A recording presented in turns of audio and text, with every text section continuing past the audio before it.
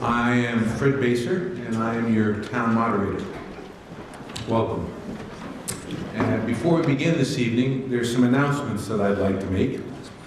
First, I'd like to note that this year's town report is dedicated to Bill James, who celebrated his 106th birthday, July 5th of last year. I think it says in the report he's going to celebrate his 106th.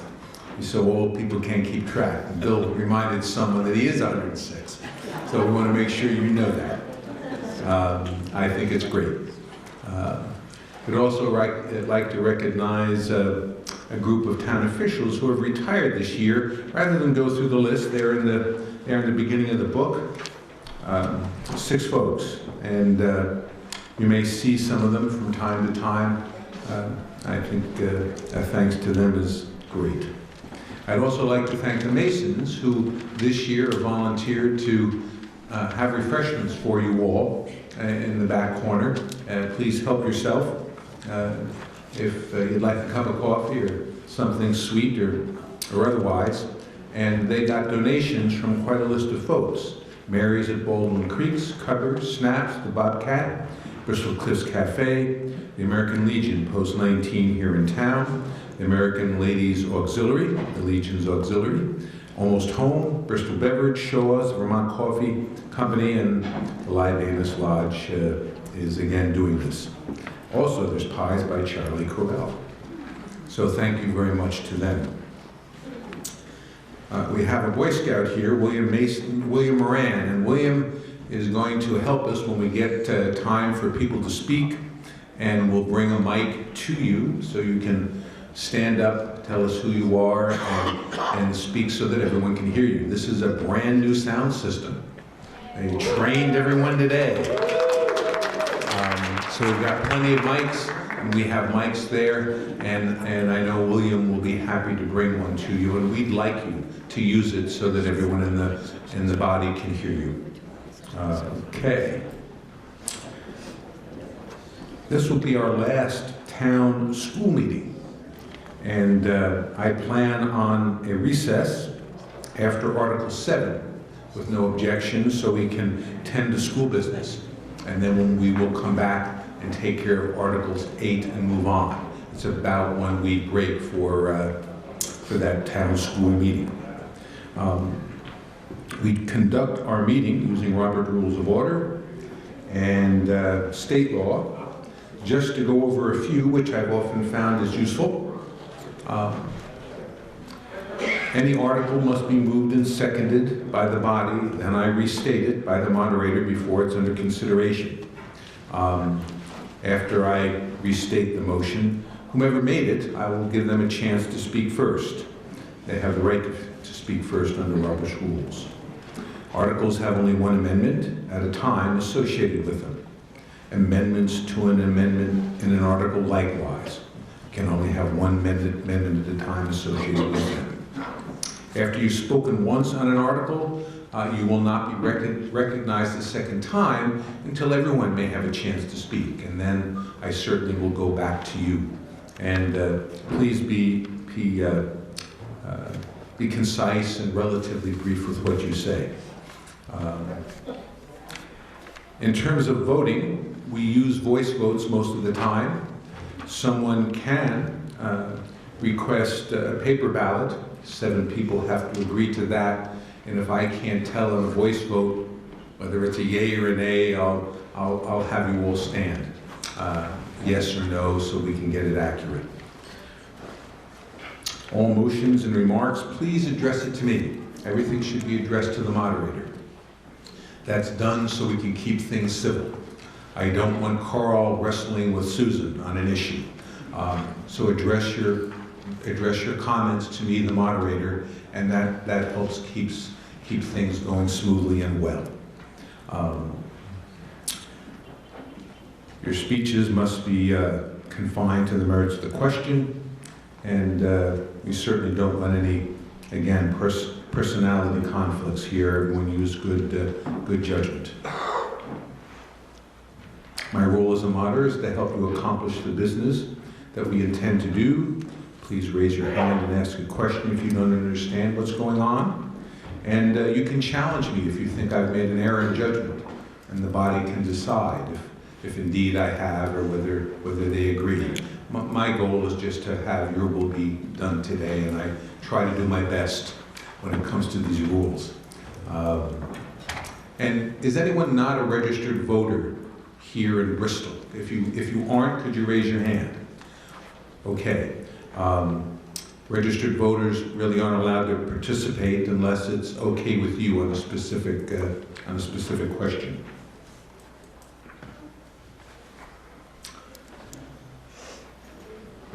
Okay. Now, if you'd all rise, we'll have a Pledge of Allegiance. I pledge allegiance to the flag of the United States of America and to the republic for which it stands, one nation, under God, indivisible, with liberty and justice for all.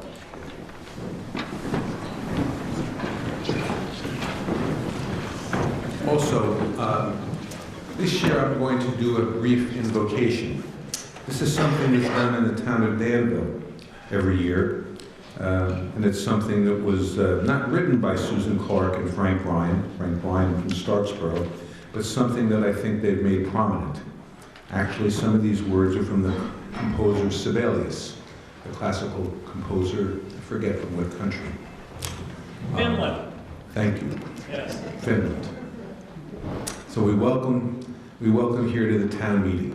We've come together in civil assembly as a community in a tradition that is older than our state itself. As we deliberate, let us advocate for our positions, but not at the expense of others. Let us remember that there's an immense gap between saying I am right and saying I believe I'm right. And that our neighbors with whom we disagree are good people with hopes and dreams as true and as high as ours.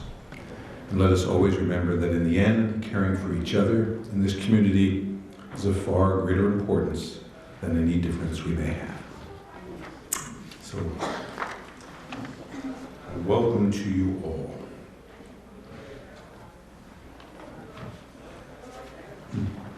I'd like to introduce the select board. We've got Peter Coffey at the end, Ted Lilas, Michelle Purley, and then we have Joel Bouvier, John Peter Heffernan, whom I believe is the chair, yes? And in addition, we have a new town administrator. Valerie Caples, thank you, Valerie Caples. And I know Valerie's been here for a few months, and from what I understand, is doing a great job.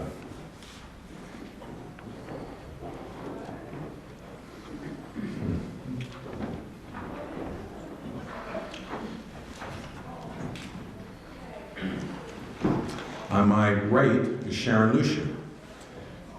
Sharon is a administrative assistant and will be taking minutes because Jen Myers, who normally does that, delivered that baby girl on Friday, which is kind of cool. So you can be thinking of Jen and the newborn. We think that's great. Okay. So, as our tradition has been in previous years, we usually allow our senator or senators and state reps to say just a few words and to kind of give us a sense for what's going on in Montpelier, at least from their perspective. Chris Gray, Senator Gray from New Haven is here, and no one has an objection for him, even though he's not a resident of Bristol, sharing with us some good information, I presume. Very good. And Dave Sharp, and I'll say a word or two also. So Chris, the floor is yours.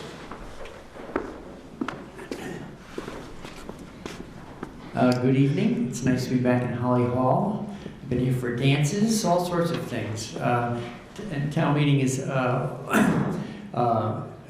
it's just great to be out and seeing all of you in person. Although I love working in Montpelier, I'm there all week for the last 8 weeks. So it's good to be out and hear from you folks directly. So in the Senate, you serve on 2 committees, a morning and an afternoon committee. In the morning, I serve on Senate Natural Resources and Energy, a committee I chair. And in this afternoons, I'm on Senate Education. So I'd like to touch just very briefly about the major work in the Natural Resources Committee, and that has been our work on clean water. You might remember that in 2015, we passed the Vermont Clean Water Act, and that we've been building the program to deliver a higher level of work across the board in the state of Vermont. So the motto for the development of that bill was everybody in, meaning whether you're talking farmland, forest land, municipal land, developed land, residential land, all of that comes under the Vermont Clean Water Act, because rain falls everywhere and it needs to be managed well in order to not carry off silt, pollutants, and all the rest. And part of the reason we're doing this is Vermont law, but we also have obligations under federal law, the U.S. EPA. In particular, you may have been hearing in the last few years about the TMDL, a cleanup plan and requirement for Lake Champlain, which is a very broad watershed. It's 136 towns. It's 11 counties of Vermont's 14 counties, and extends the headwaters almost as far east as the Connecticut River. So it is a large project and involves many, many people. The good news is that we have built a stronger program each year, 3 years running. The sobering news is that when we had the Natural Resources and Energy, the Secretary of Natural Resources in, we said it's our perception that although there are some bright spots where we're seeing improvements, overall we're still seeing a net decline in water quality in Vermont. And the sober answer was yes. So we know we're improving the work we're doing, but we need to improve further, and then we need to be persistent. Right now, one of the main things we're doing is we're working out a long-term budget. We need to be steady about this work and this commitment. And we're building the fiscal year 19 budget that begins July of this year. But we're also looking to the year beyond that, because we see a large funding gap looming in the state's budget for that year. The administration hopes that the state's economy will grow enough to fill that gap. That would be great news if it did, but given how important this work is, how essential, we don't want to just go ahead with our fingers crossed that it's going to turn out that way. So we're developing a plan B, and that is Bill S-260, which you may have read about in the paper, or you'll be hearing about, I hope, before we adjourn, because I hope we will have passed it. So that is a plan that continues to build our programs and also develops a contingency plan to make sure that we continue to invest in clean water work for the decades of work that we have to come. So I'll stop there, and unless there's a quick question, I'm all done. Okay, I'm all done.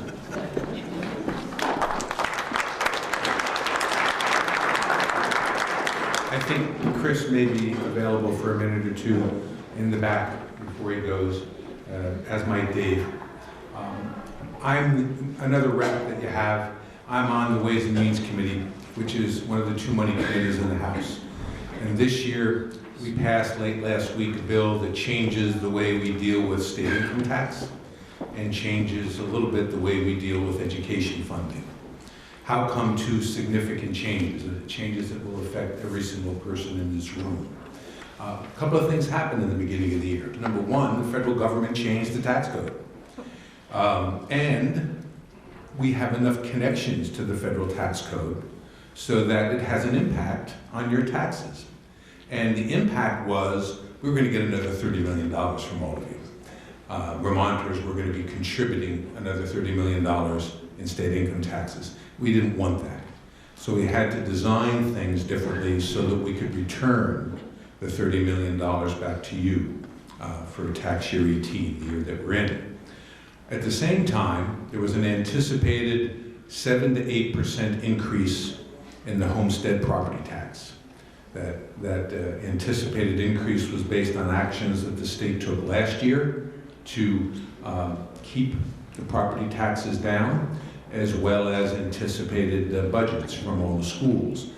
Fortunately, the budgets came in a little bit lower than expected, but there still would have been a healthy increase if we didn't make an effort to try to change it. So, what we did is this. For income taxes, you start with your adjusted gross income. You're going to be allowed to deduct from that a 5% credit for charitable contributions that you make. It's a credit. It goes right to the bottom line in terms of reduces your taxes. The maximum credit will be $500. So basically, if you give $10,000 to charities of your choice, you can have a $500 credit. We also created a standard deduction, $6,000 per person, $12,000 if you file jointly, $9,000 I think it is for household heads, single moms and the like. And we also did a personal exemption of $4,150. Those things would reduce your income before taxation. We also did a couple of neat things. One, if you're on Social Security, retired on Social Security, if you make less than 55 grand and single, you won't have to pay taxes on it in Vermont anymore. If you're making 70 grand or less and you file jointly, you won't have to pay taxes on it either. Something that there's been an interest in for quite some time, and it looks like hopefully we'll achieve it. So we did that, and then we said we're going to add to the income taxes a education fund surcharge. In other words, we're going to go to income taxes to raise a little bit of money for public education, about $59 million, which is a modest amount considering we raised $1.6 million for public education, but it's something. And that is going to be applied as follows: 0.1% additional income tax in the lowest income brackets, 0.5%, a 0.5% for those in the mid-range. And that's, 85% of Vermonters or more are in that category. And then for those in the upper income bracket, it's going to be a 1% surcharge. So we've created that, raised $59 million, which will be used to lower your homestead property tax. The property tax you pay on your home and contiguous 2 acres if you have it. The non-resident property tax stays the same. But the property tax that applies to you all for your homes will go down a little bit. In our district, it'll go down by 8.6%. 8.6. The state average is 10. Districts that spend a little bit more per pupil aren't saving quite as much. People that are spending less per pupil are saving more. And hopefully as time goes on, we'll see what happens, but the goal is to hopefully keep property taxes a little bit under control. And with that, I'll turn it over to Dave. There's a sheet in the back that explains just what I said, if you'd like to have something to read, and there's my email address on the bottom if you have questions.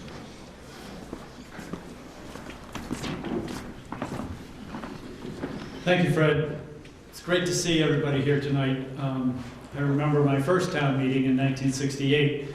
I haven't made all of them, but I've made most of them. It's a great town meeting, and it's wonderful to see you all here. I've been honored to serve this community and neighboring communities in the legislature. This is my 16th year, and I will not be seeking re-election this fall. So I wanted to review a couple of things that I've been involved in over the years. So bringing transportation projects to this district, notably helping the community cover the cost of the South Street Bridge and some paving projects and bridge projects. This year, because of work I and others did during the Great Recession, we're going to be able to reduce unemployment insurance taxes for businesses across the state this year by $31 million, and at the same time increase benefits for unemployed workers. We made reductions in benefits for unemployed workers and increased contributions by businesses back during the Great Recession, because we were $300 million in the hole. Now we're $300 million to the good so we can weather the next recession, and we've restored benefits while cutting costs to employers. I've worked hard to increase access to voting, both in terms of making registering to vote easier, to increase voting hours and voting days, absentee voting and early voting, and bringing voting machines throughout the state. So, because we know that it's been proven that voting machines are more accurate than hand counting ballots. They make it a lot easier for the process to take place on Election Day.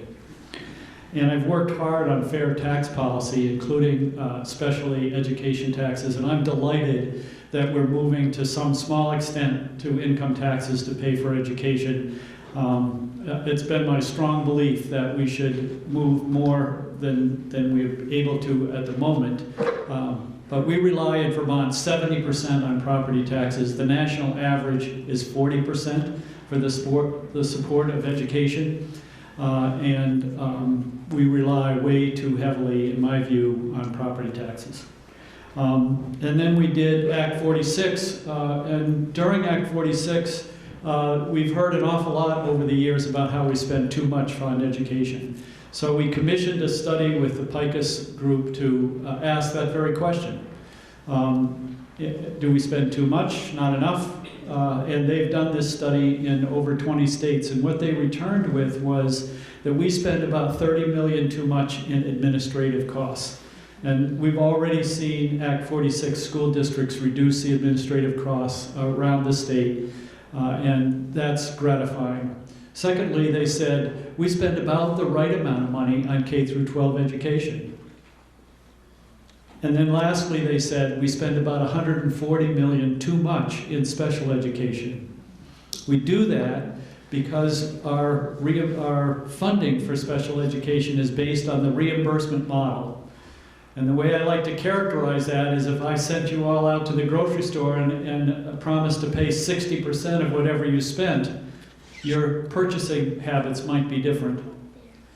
And because we're worried that purchasing habits for special education would be really extravagant, this was decades ago, we put very stringent rules, auditing, time studies, and other mechanisms in place to constrain special ed spending.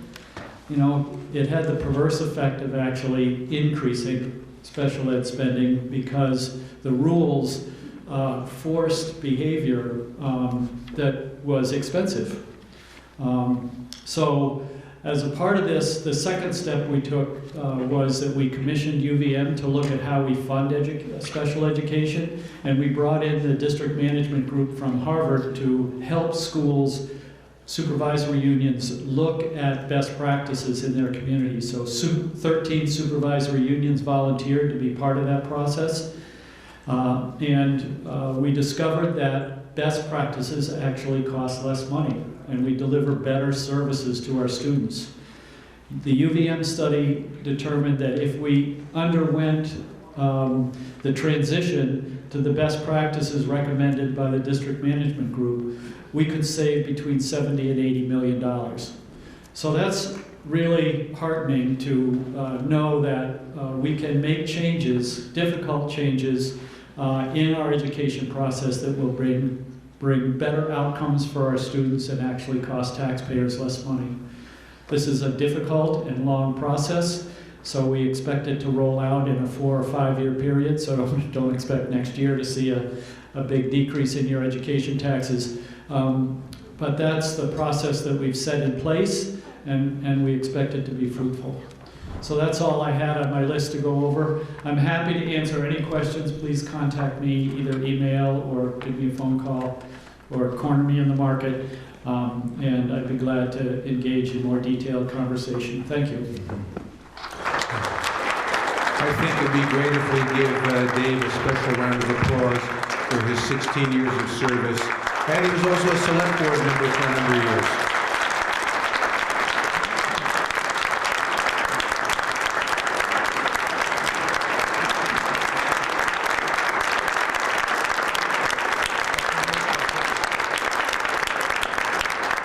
Thank you. The legal voters of the town of Bristol are hereby warned and notified to meet at Holly Hall in said Bristol on Monday, March 5th at 7.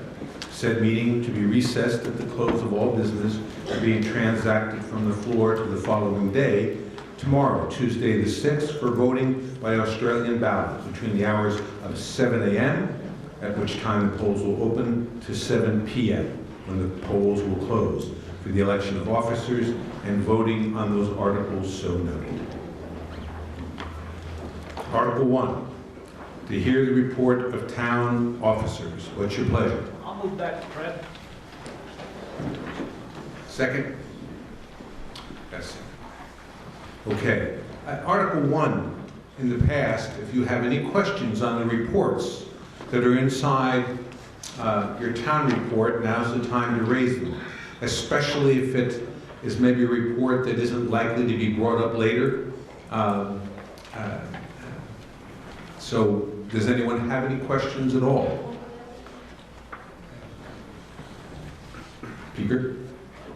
In writing the select board report, I was so caught up in thanking the people that had left the town and welcoming in our new employees that I never thanked all our existing employees and members that serve on our departments and boards. So I would like to clarify that and thank everyone that serves to make this community what it is.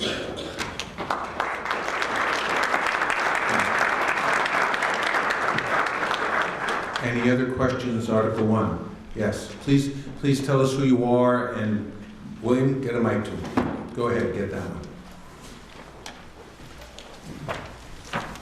Should just lift that up. There you go. Good man. Thank you. My name's Bob Bernstein. Let's see, in the spirit of speaking to the general reports, thank you, Fred. I've prepared a set of notes, as I've done sometimes before. I'm going to pass a copy up for the select board to read at their leisure. One copy, please make 5 for all of you so you can get to see what's what. And then I'm going to summarize briefly because I don't want to take too much time.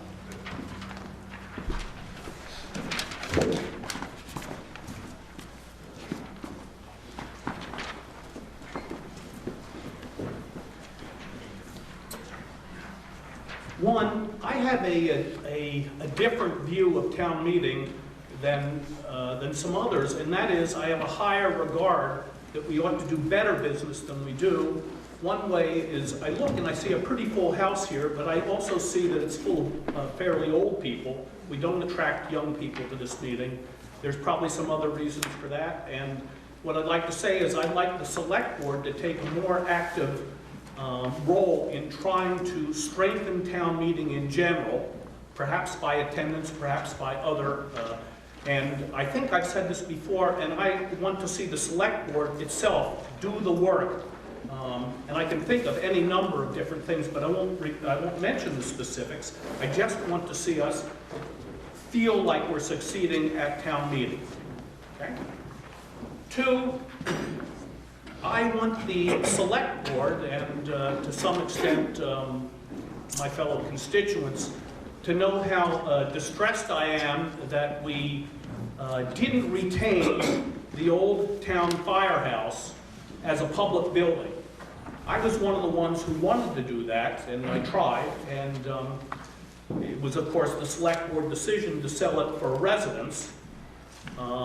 And I have to take some blame too, because perhaps I could have made a better pitch for what I wanted or for the retained use of it as a public building and a valuable asset for the town. But I wasn't able to do that.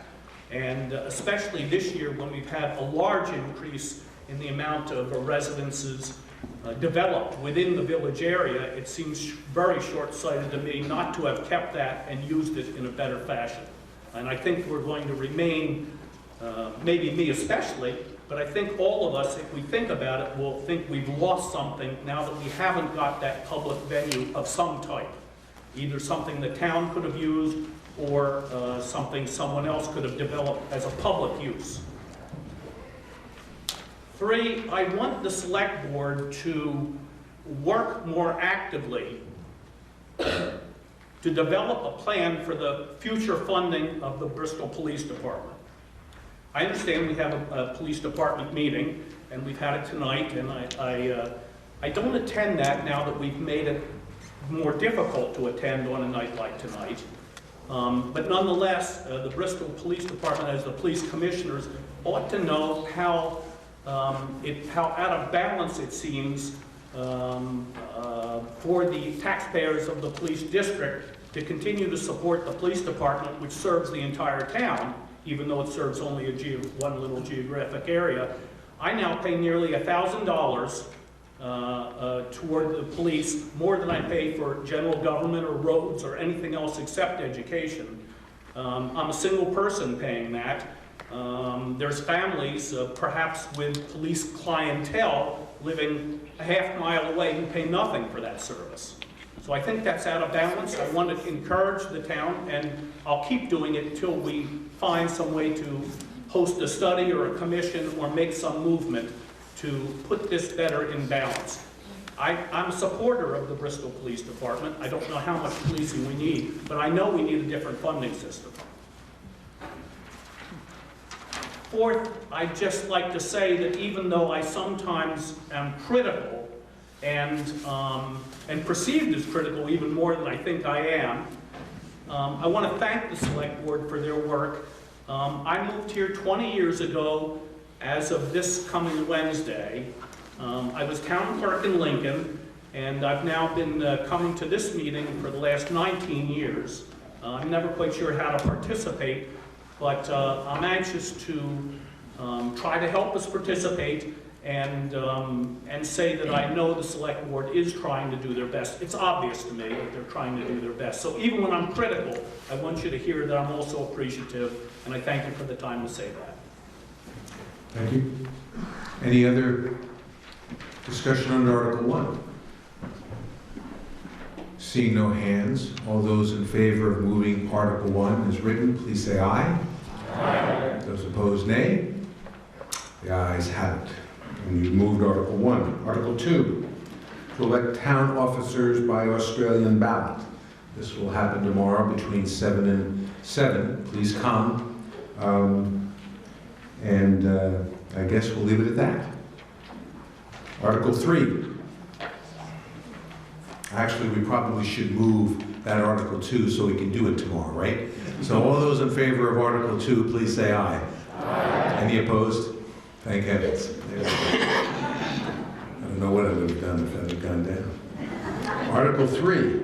Will the voters of the town of Bristol vote that all real property taxes payable in installments shall bear interest at the rate of 0.75% per month or a fraction thereof for the first 3 months, and thereafter 1 1/4% per month or a fraction thereof from the due date of each installment, with the payments to the town treasurer of real property taxes for the town's fiscal year period of July 1st, 2018 through June 30th, 2019, being due in 2 equal installments on November 5th, 2018 and April 5th, 2019 by fiscal delivery to the town office before midnight on that date.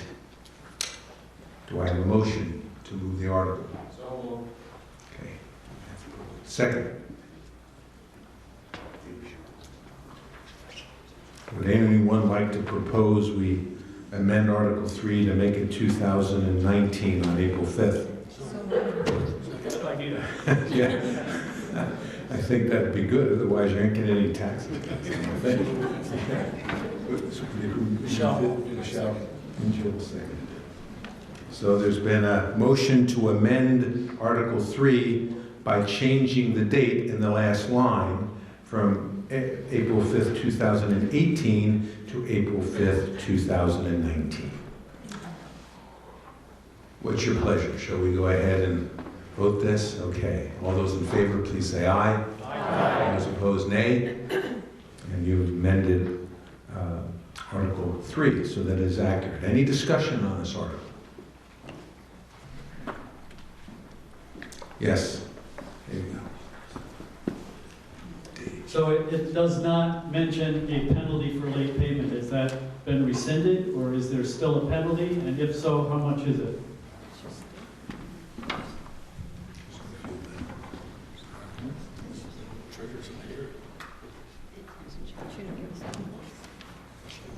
She didn't give us those notes. I'll wipe the egg off our face. I know there is a penalty if you pay late. Last I knew it was 8%. It's 8%, yeah. Michelle, then you would report that it's an 8% That's what it penalty is. on an annualized basis? Yeah, well, No? it's just the one time. Okay. One-time 8% penalty if you don't pay on time.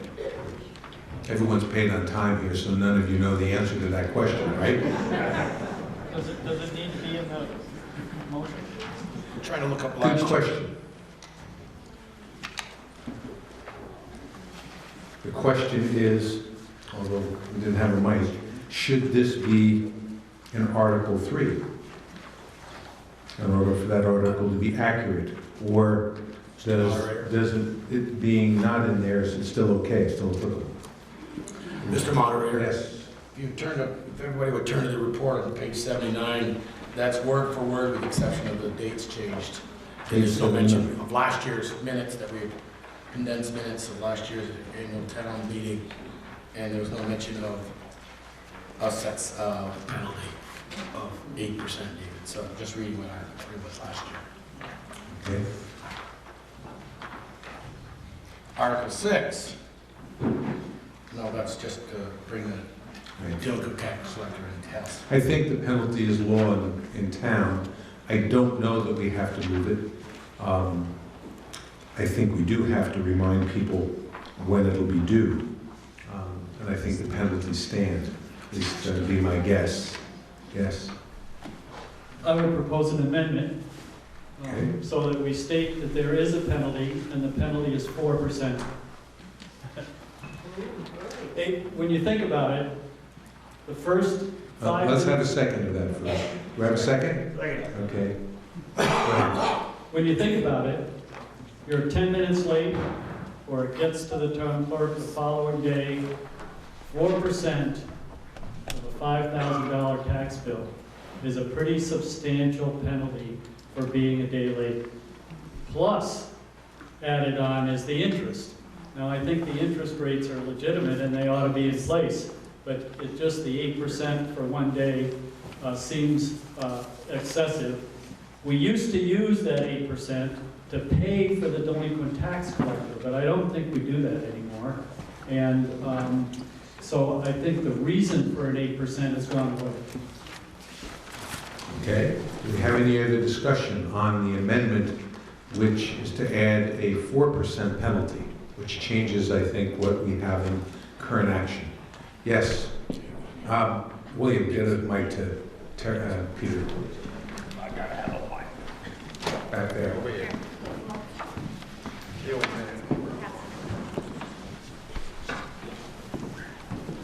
Hey, Brian, if your taxes are one day late, you're one of the few people that are delinquent, that are just one day delinquent. Our taxes are quite delinquent for a few weeks afterwards. Secondly, our taxes are due about twice a year, and that's about what we should be paying. So I think we ought to leave it alone and leave it where it is, and pay your taxes on time, because we have to borrow money if you don't.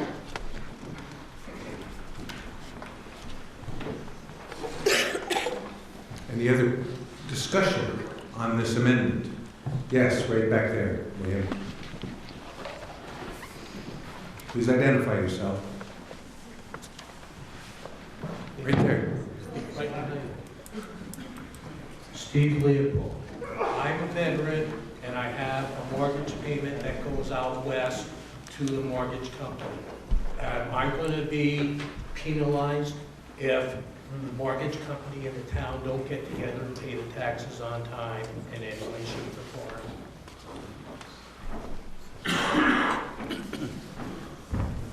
Anyone here know the answer to I think that's a that? Would question. you speak into it?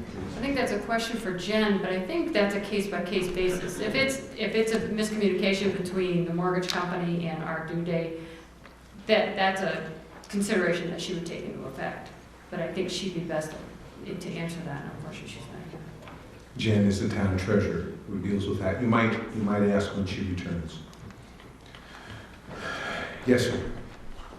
Well, let's see, I'm not... Wait a minute, get the mic, lady. Thank you. Thank you. Let's see, one, I'm not sure that we have the statutory ability to change this at this meeting, and I'd like to know if we do. So I think that might be complicated to find out.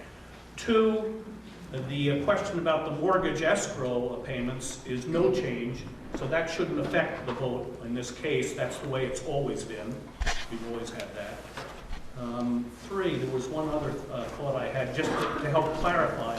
The 8% is being used to help fund the town government in general. So if we take away half of that, we ought to be finding some more money to help fund the town government. Okay? Thank you. Mr. Weston, right behind you, William. Okay.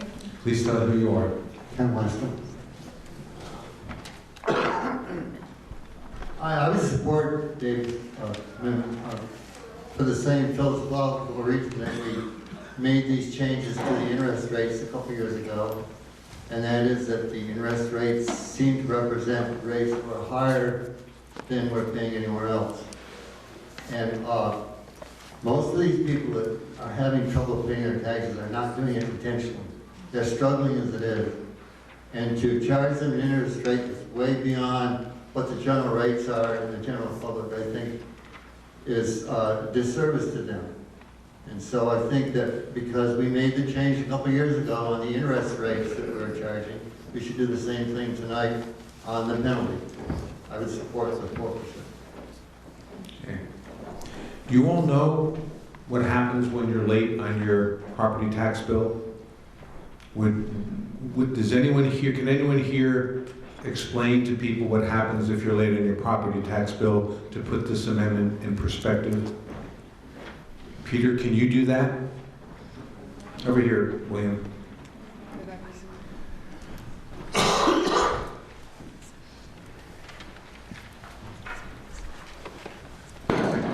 Taxes don't become delinquent until April 5th.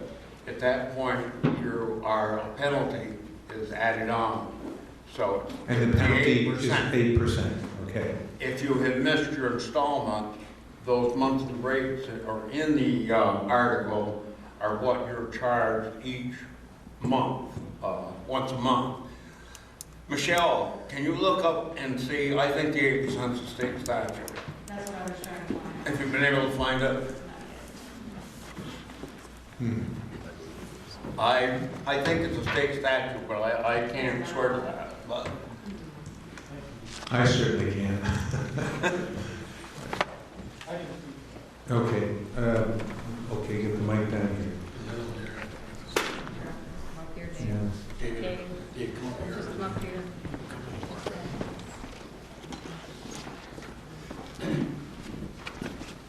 So a few years ago, when I was on the Ways and Means Committee, what we did was we changed it to allow communities to set the rate up to 8%. Okay, yeah. Yes, right there. Please tell us who you are. Claire Wallace. I'll stand here.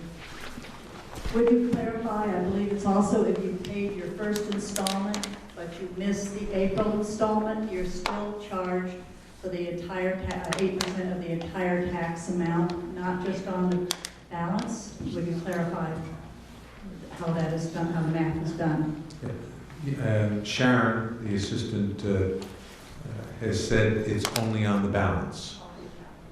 So if you paid half, but you're late on the second half, the penalty is assessed on that amount. Any other questions, comments? Yes, to your left, William. Right there.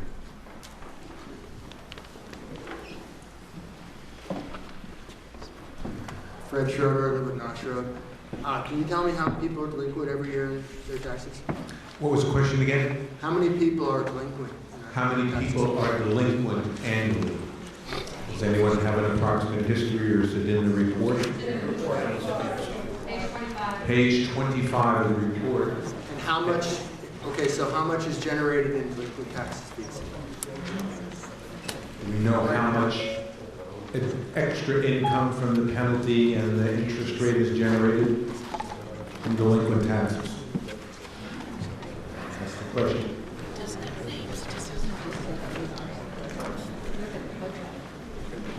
Look at the budget. Hold on, Fred. Hang on just a second. Okay, let's be patient and see if we can't get an answer.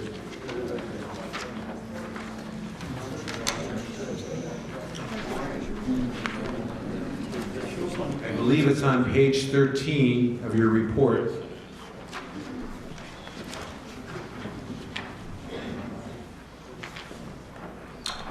Taxes and payments.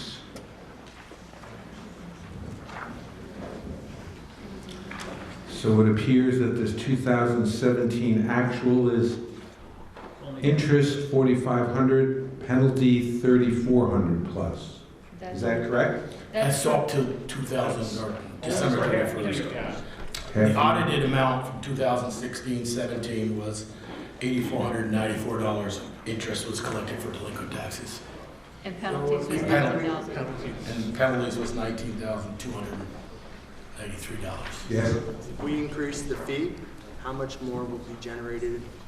Well, the motion is to decrease Increase the fee? the penalty. Penalty. And it would basically be cut in half because currently the penalty is 8% and the amendment suggests it wants to be 4%. I'm in favor of less fees. Okay. Thank you. Yes. Anything else on this amendment?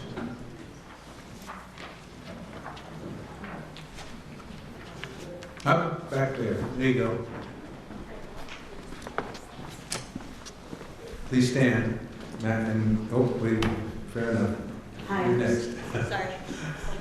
Did I just? Go ahead, go ahead. Sorry. I would support this reduction as well. I know we had an instance where we were shy of the first installment, and I had asked what the penalty was, and especially considering if we'd come up with 3/4 of the amount, I was really shocked to hear what that fee was, especially considering the grace period we usually have with our mortgages, the flexibility that's often allowed when we've paid a significant amount of money to a particular institution or business over a certain number of years, so I think it's unduly onerous. Okay. I think there's another gentleman in the back. Will you please stand? Tell us who you are. Hi, Bill Brown. 8% is junk bond rate. So my feeling is that the penalty should be set in parallel to what Bristol's borrowing rate is. So therefore, every year at this meeting, you would set what the penalty would be. I don't know what your borrowing rate is now, 4% or 3.5, something like that. Yeah, it would be in that neck of the woods. Yeah, so over here, a gentleman was talking about, well, if somebody's late, why should we have to pay for that lateness because we have to borrow money? Well, let's just make it neutral so that every year at this meeting, whatever our historical 12-month, past 12-month borrowing rate is, that in fact is the penalty for late payment for the next 12 months. Thanks. Thank you, sir. Any other comments on this? Yes, right in the back there, William, right next to you. Hi, Fred. Please tell us who you are. Oh, Ray Allen, sorry. I would just remind folks then that the Federal Reserve is starting to raise those rates a quarter point every 3 or 4 months. So, and so the delinquencies stay on there for a long time. All right. Down here, please. There you go. The reason why we like people to identify themselves is so that when we take the minutes, we know who's given us those pearls of wisdom. Betsy Blair. I'm wondering if, it seems like 8% for one day is a lot, and maybe it could be something that kicks in monthly, you know, so that people that take more months to come up with the money end up paying more than people that the letter got stuck in the mail and just have to wait for a week maybe. Yes, I think, Betsy, there's an interest charge and that may accomplish what you just said. So there's a penalty, but then there is a interest that builds up the longer people. Well, I'm wondering if the penalty could kind of do that too. Yes, Joel.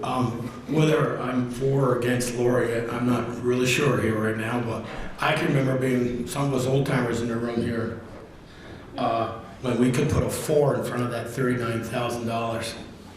Taxes, delinquent taxes in this town were almost $500,000 back in the 90s, the 80s. And now think about that 8%. That doesn't come to the town and go to the coffers as we all think it does. That also, the delinquent tax collector, who is Jen, she has to hire an attorney to put that place, if it goes to a tax sale. Has to go to an attorney, draw out the papers, have a tax sale, pay the sheriff, serve the papers. So there's a lot of cost in that 8% that goes back out. It's not just, boy, I'm gonna be a new tax collector, because there's 8% and they come $40,000. Like I said, I can remember that was about $489,000 back in the 80s and early 90s. Any other discussion on the amendment? Okay, we'll give Dave down here one more shot. So I'd like clarification, Joel, or someone up at the table. Do we still pay a delinquent tax collector out of the 8%? My understanding was that we do not. I thought that was taken over by our town treasurer. And then secondly, those costs and fees you refer to, Joel, those are collectible when the tax sale goes through. Those are not a net cost to the community. Well, we did bring it in-house, and some of that 8% does pay the delinquent tax collector, which is Jen. We brought it in-house a few years ago on the recommendation from Therese, which the board all agreed with. The board members who were at the time board members. And it was because of the office was doing 90% of the work for the delinquent tax collector. So we decided to bring it in-house so we could control those costs a little better. And but Jen has actually texted, I can't watch, I'm still in the hospital, blah, blah, blah. Collection efforts include collection, and I'll read this, collection efforts include regular mailings of the monthly tax bills. Making and following up on agreements with people to pay their taxes, personal collection letters, mail certificates when we get to the tax, certified, pay for that. When we get to the tax sale point, there are efforts made by our town attorney that the town pays for. So. All collectible. Yeah. Also, there is an additional stipend that she gets for being a tax collector. It's not part of her everyday job. Right. So that money goes towards that as well. Any other questions on the amendment? In the back, Matt. I just wanted to point out for clarity that on page 25 it says that delinquent taxes are 39 or so on. When they're delinquent at the April 5th, they're over 100,000, 150,000. And June 30th, they were about 86 or 90,000. So this figure is deceptively low because 6 months, actually, 9 months have gone on since the taxes became delinquent. Just so it's clear that this low tax amount isn't for the right after tax year.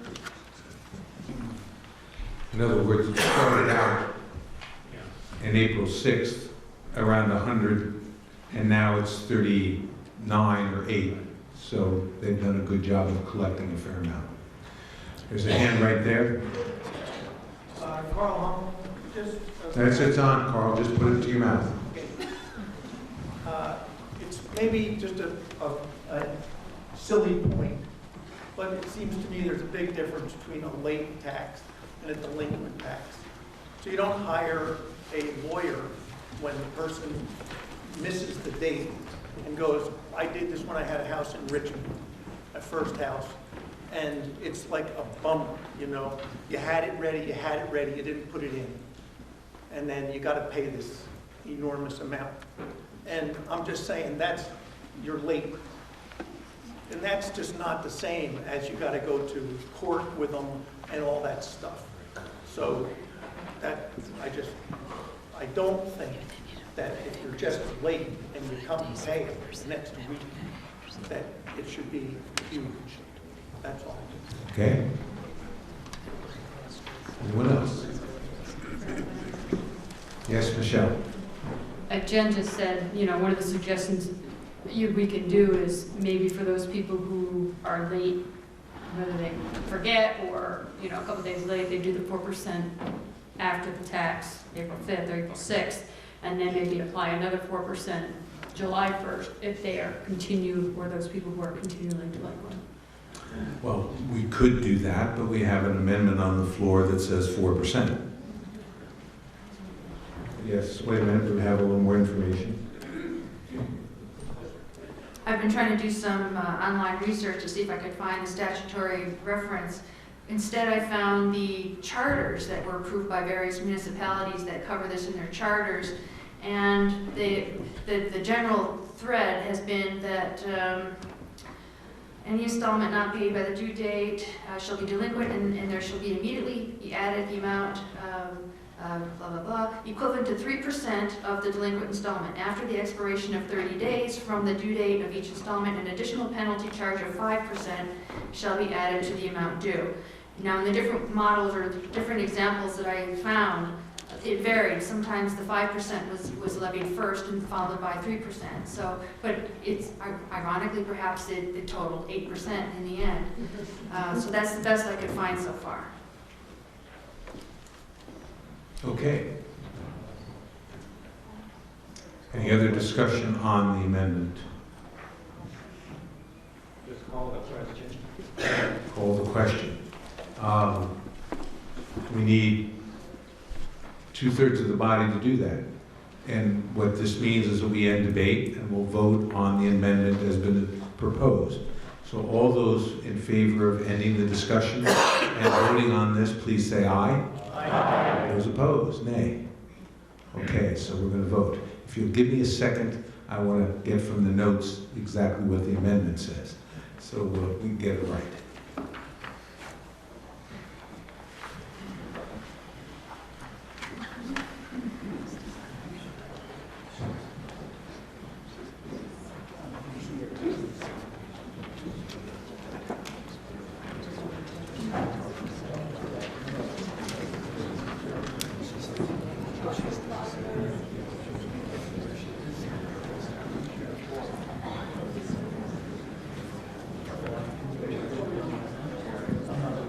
Okay, I think we got it.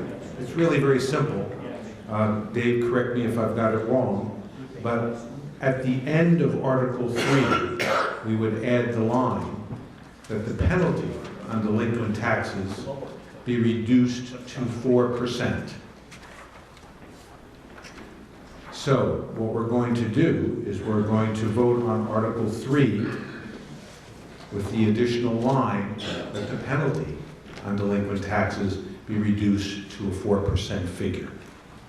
Okay? So all those in favor of reducing the penalty to 4% effective with this period that's coming up,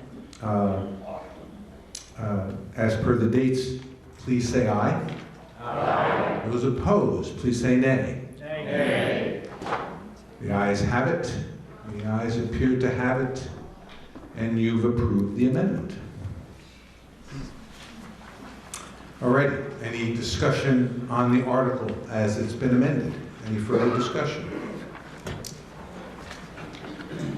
Seeing none, Will the voters of the town of Bristol vote that all real property taxes payable in installments shall bear interest at the rate of 0.75% per month or a fraction thereof for the first 3 months, and thereafter 1 1/4% per month or a fraction thereof from the due date of each installment, with payments to the town treasurer of real property taxes for the town's fiscal year period of July 1st, 2018 through June 30th, 2019, being due in 2 equal installments on November 5th, 2018 and April 5th, 2019 by physical delivery to the town offices before midnight on that date, and that the penalty on all delinquent taxes be reduced to 4%.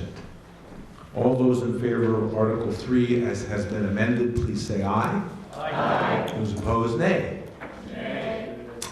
The ayes appear to have it, and Article 3 has been approved by you as amended. Article 4, to set the salaries that shall be paid to the members of the Select Board. Do I have a motion?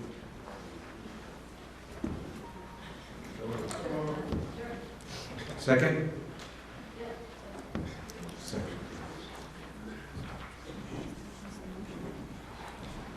So, any discussion on the salaries paid to the members of the Select Board? It might be useful for everyone to know, be reminded of what they are, or what's being proposed.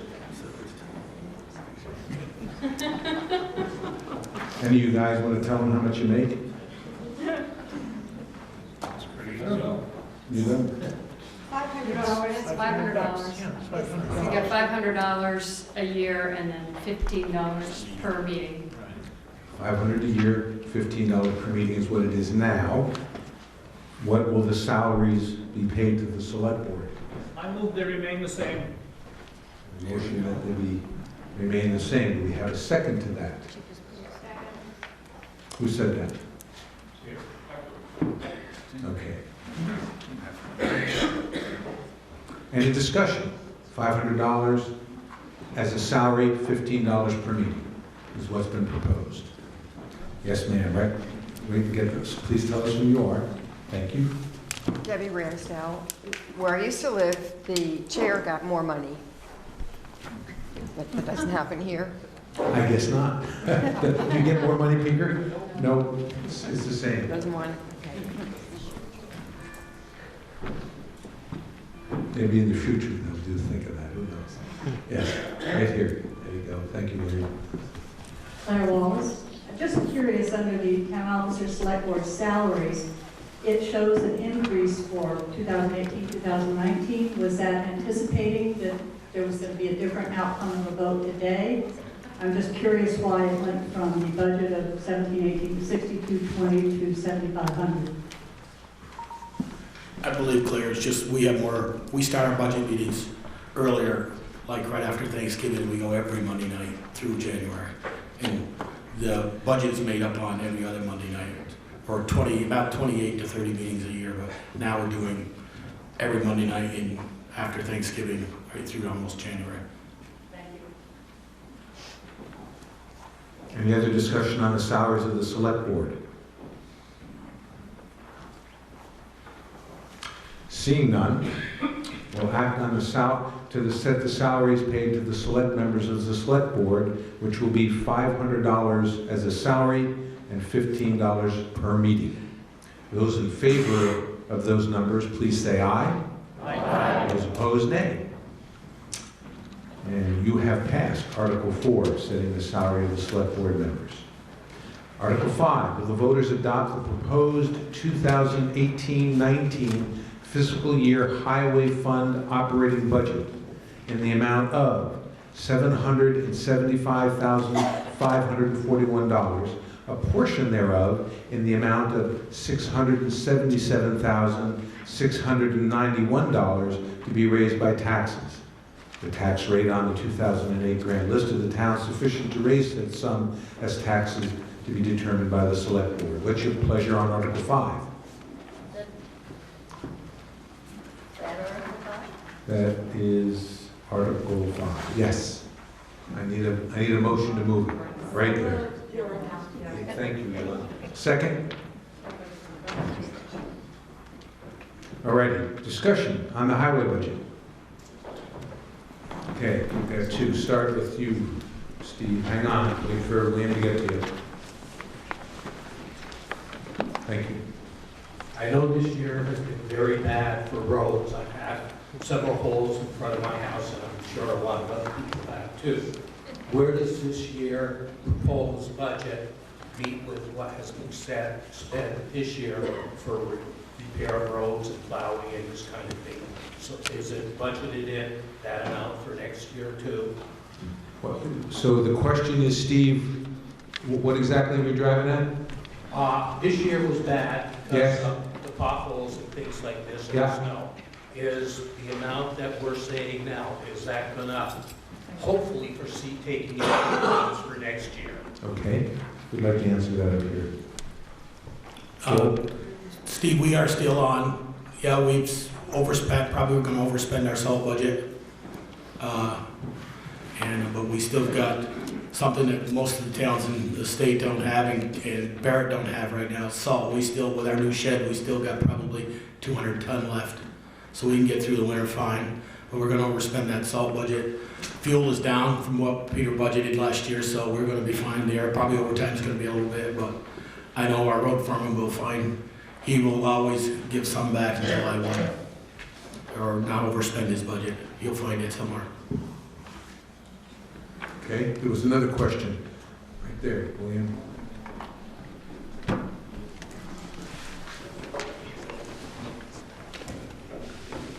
Please tell us who you are. Optimus.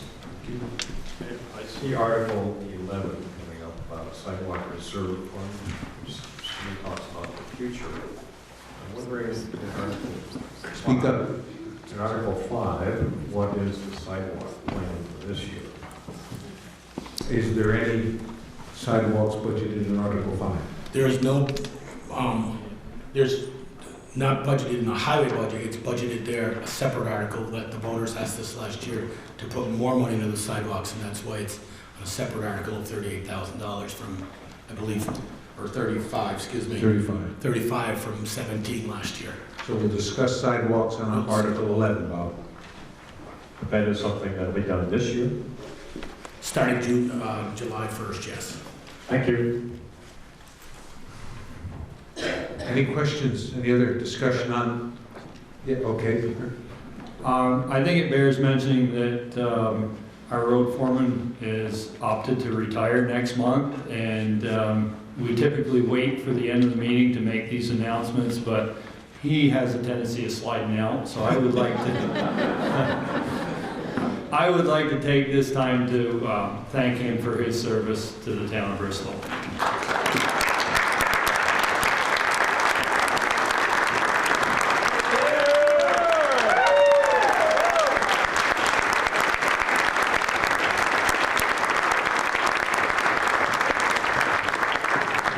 That was Peter Blue here.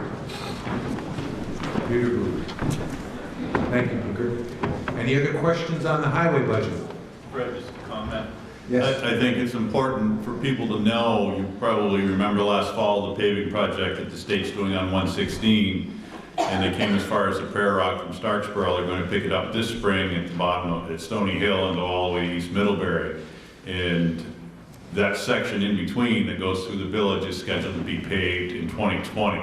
So Steve, that's a couple of years away for you, but that will help your situation at some point on East Street. So we gotta live with the potholes for another year, or a year and a half. Maybe. Any other questions on highway?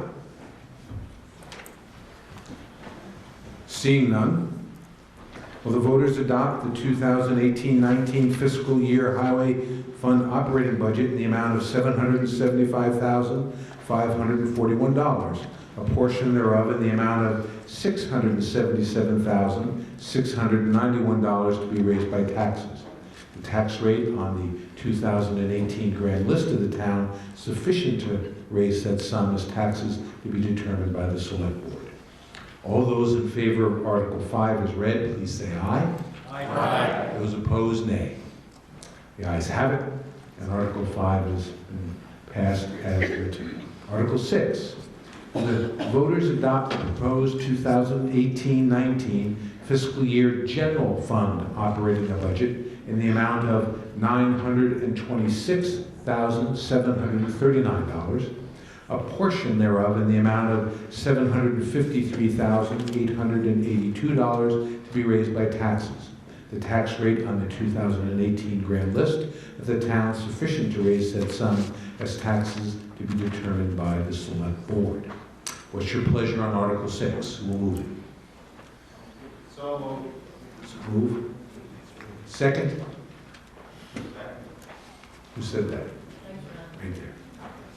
Okay, so we've got Article 6 on the floor. Any discussion on the general fund operating the budget and those matters that we use the money to pay for? What page is the budget on for the general fund? 13, starts at 13. Page 13.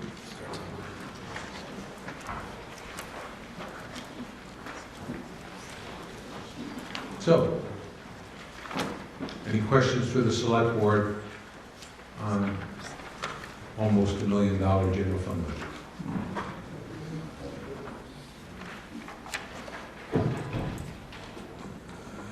I don't see any hands. They like what you do, guys. And last chance. We're ready. Oh, we got one. There we go. Can we just hear an overview from the select board on what the high points or low points of the operating budget are? Sue Hawkins. Can someone give us the view from 30,000 feet? Or the high points? Anything that sticks out?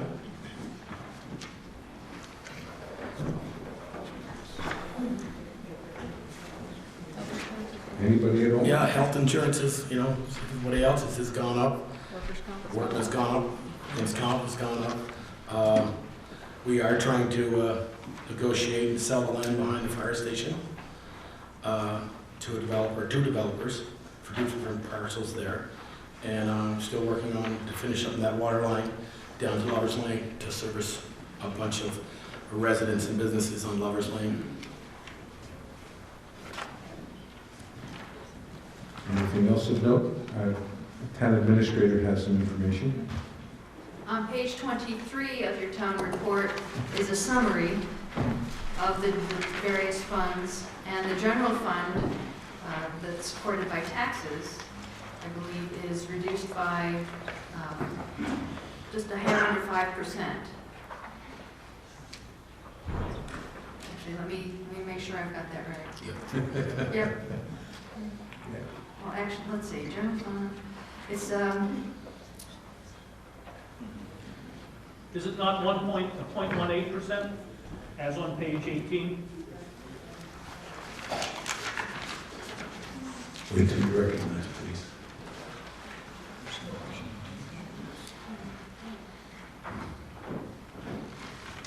that is correct. On page 18, it shows a slight increase of the net supported by taxes of just a hair under 2%, or 0.2%. But total expenses decreased by just over 0.71%, and that's attributable to a decline in revenues, projected revenues.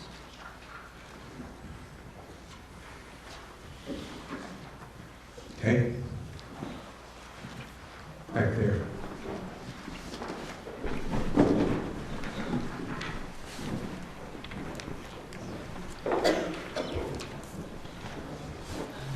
Ken Weston. Since Joel raised the question, I'd like to follow up on that if I could. Could we get an overview of where we stand on the water project on Lovers Lane, because it affects the marketability of the land behind the firehouse?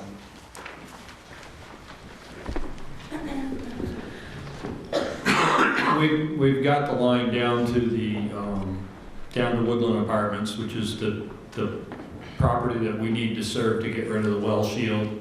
We're currently working with them. The person that we had an agreement with passed away and is tied up in probate court. So we're working with them. We have some budget numbers. It's actually on our agenda to discuss an executive session after this meeting. And we'll have more information after that. But as of right now, the water line is down there, and we're working with the new owner, which is the previous owner's daughter, to try to get that hooked up to eliminate that well shield. Okay. Any other questions on the general fund?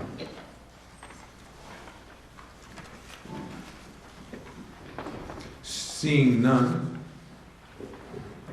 will the voters adopt the proposed 2018-19 fiscal year general fund operating budget in the amount of $926,739, a portion thereof in the amount of $753,882 to be raised by taxes? The tax rate on the 2018 grand list of the town sufficient to raise said sum as taxes to be determined by the select board. All those in favor of Article 6 as read, please say aye. Aye. Those opposed, nay. And Article 6 is passed. Article 7. Will the voters adopt the proposed 2018-19 fiscal year Arts, Park, and Recreation Department budget in the amount of $224,393, a portion thereof in the amount of $145,843 to be raised by taxes? The tax rate on the 2008 grand list of the town sufficient to raise said sum as taxes to be determined by the select board. Will someone move Article 7 for us? So moved. So move. Who said that? Second? Okay, Article 7, the Arts, Park, and Recreation Department budget. Do we have questions on that? There we go. William, straight back.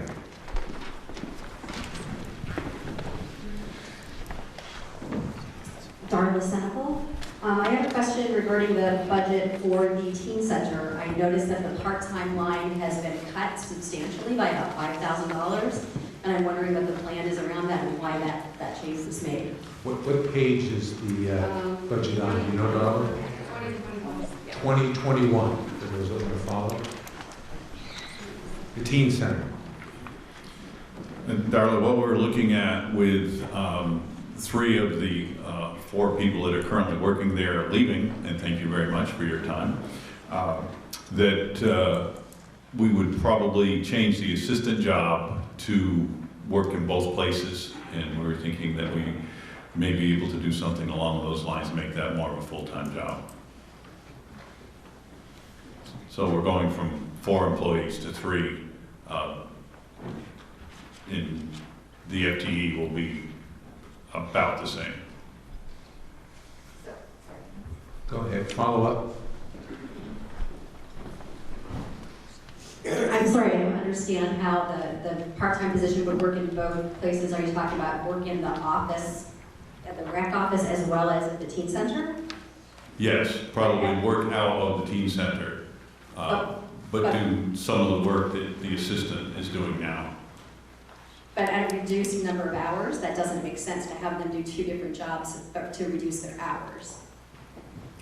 No, we wouldn't be reducing that, because right now that is a part-time job. Oh, I'm sorry, I'm just trying to wrap my mind around. So you've got, so the part-time position at the teen center right now, that part of the budget is being cut by $5,000. But now you're going to ask them to do that job as well as do some assistant work at the recreation office. Yes. Is that correct? Yes. For less money than what they were doing before.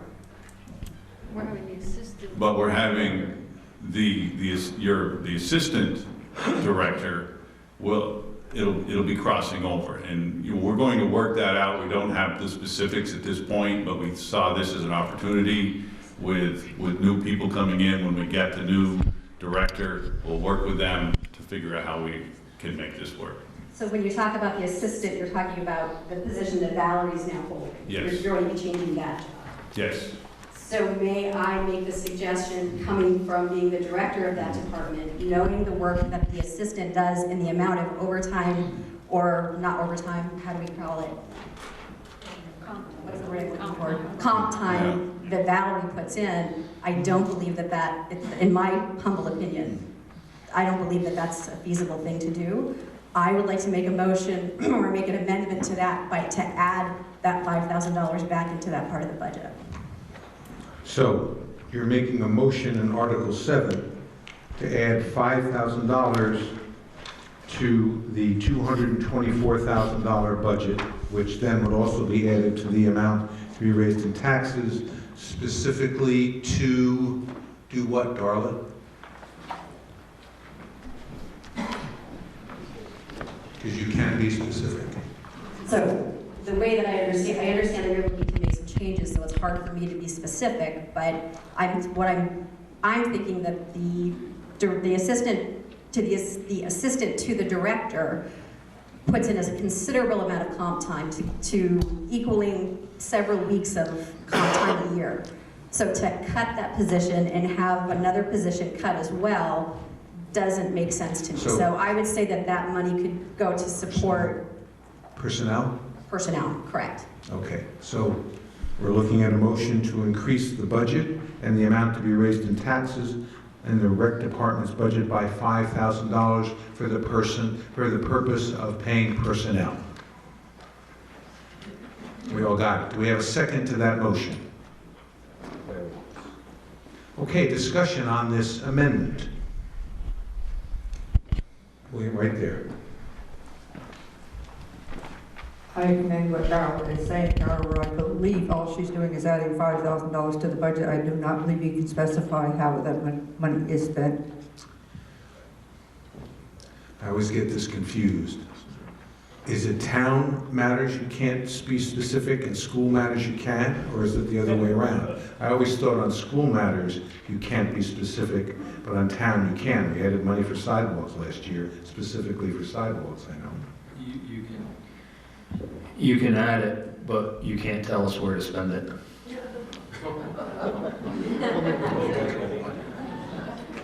I'm gonna check. I move we reduce the selectmen's salary. I hope you're running tomorrow, Bob.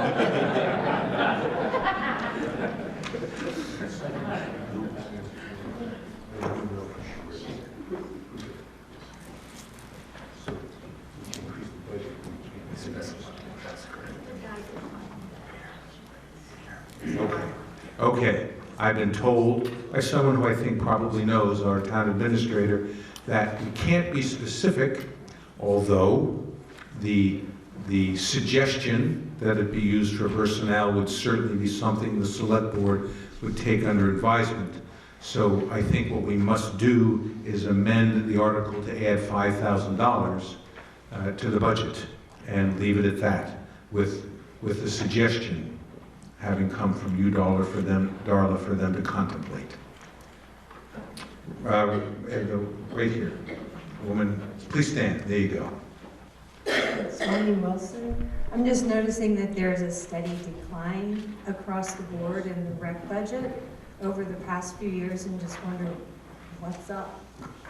Okay. And Darla can attest to this, with the federal funded program of Century 21 in the schools, it has really taken a hit to our rec department in participation by the kids in the surrounding towns, because the C21 program is free. So they don't have to pay for that, and so that takes, the programming here takes a dive, and Darla and Bella have had to think outside of the box to try and come up with revenue for them. So it's been hard to, balance that for them. Okay. Right there.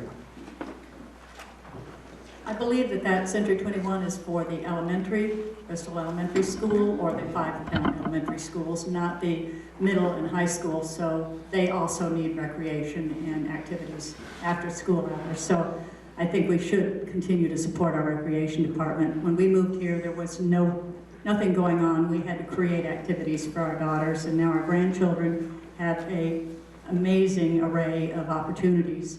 across the board, and for adults. They do more than just children. I'm wondering, I've been on boards before, and we were able to take a line item, and I think that the part-time labor on page 21, second line under Youth Center Skate Park, was the item that was reduced by the 5,000. And I'm wondering, can that line item, that number of 11,962, that can't be a motion made to raise that by 5,000 and put that money back on that specific line? And I'm wondering where the rule is that says you can't do that. If you can't? Can someone answer that? I think that it was an opinion, but not a fact. So I'd like to hear that factually, that can't be done. That it can't be done to specify? Is that what you're saying, Claire? That's correct, that I couldn't say that line item had 5,000 added to that specific line that was reduced by 5. All right. It's my understanding that, I suppose, a motion like that could be made, but it's my understanding, and I don't have a statutory reference to point to, that the municipal budgets are not line item budgets, that voters are voting on the bottom line budget, and that the motion could certainly articulate the intent for the use of that money. And quite likely, in the next year's town report, that line item would be shown with a 5% increase in that budget line item. But because Vermont does not operate on a line item budget, that's where that basis comes from. Claire, in the past where we've had motions to add money to budgets, that's what we've always been told. So that's what I'm basing my answer on. That in the past when and that's not to say if the community votes for this motion and says that that's where they want that money, I'm guessing that that's where that money will go. It's just that we're not bound to that. Thank you. Any other questions right there? Patty Heatherly. My concern is, will two people still be working in the rec department here to continue with the great work that Val and Darla have started? I think it's a very important part of our community. And best practices, my understanding from teaching, is that it's great to sit in a room and at least kick around some great ideas back and forth. And when you're by yourself, it's a whole different story. Does anyone have can anyone talk about the people there or no? With Darla leaving and Ryan leaving, we're kind of in a state of change with the rec department, and we haven't totally decided how we are going to handle the change and how it's going to pan out, I guess. We do have in the back a survey, a rec department survey we would like people to take and put in the box, and we will try and get that online on the web page for people who are not here to please take. Okay, thanks to technology, I got the Secretary of State's website, and indeed, the body can't direct the select board to spend something on a specific matter. They can make the recommendation, but we can't, you can't guide them unequivocally. Right here, William, to your right. Here, William.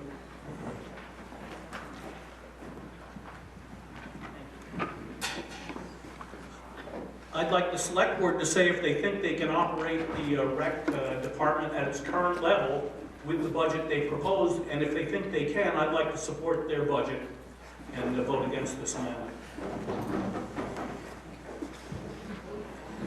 We wouldn't have put the budget forth if we didn't think we could stay within it. Thank you.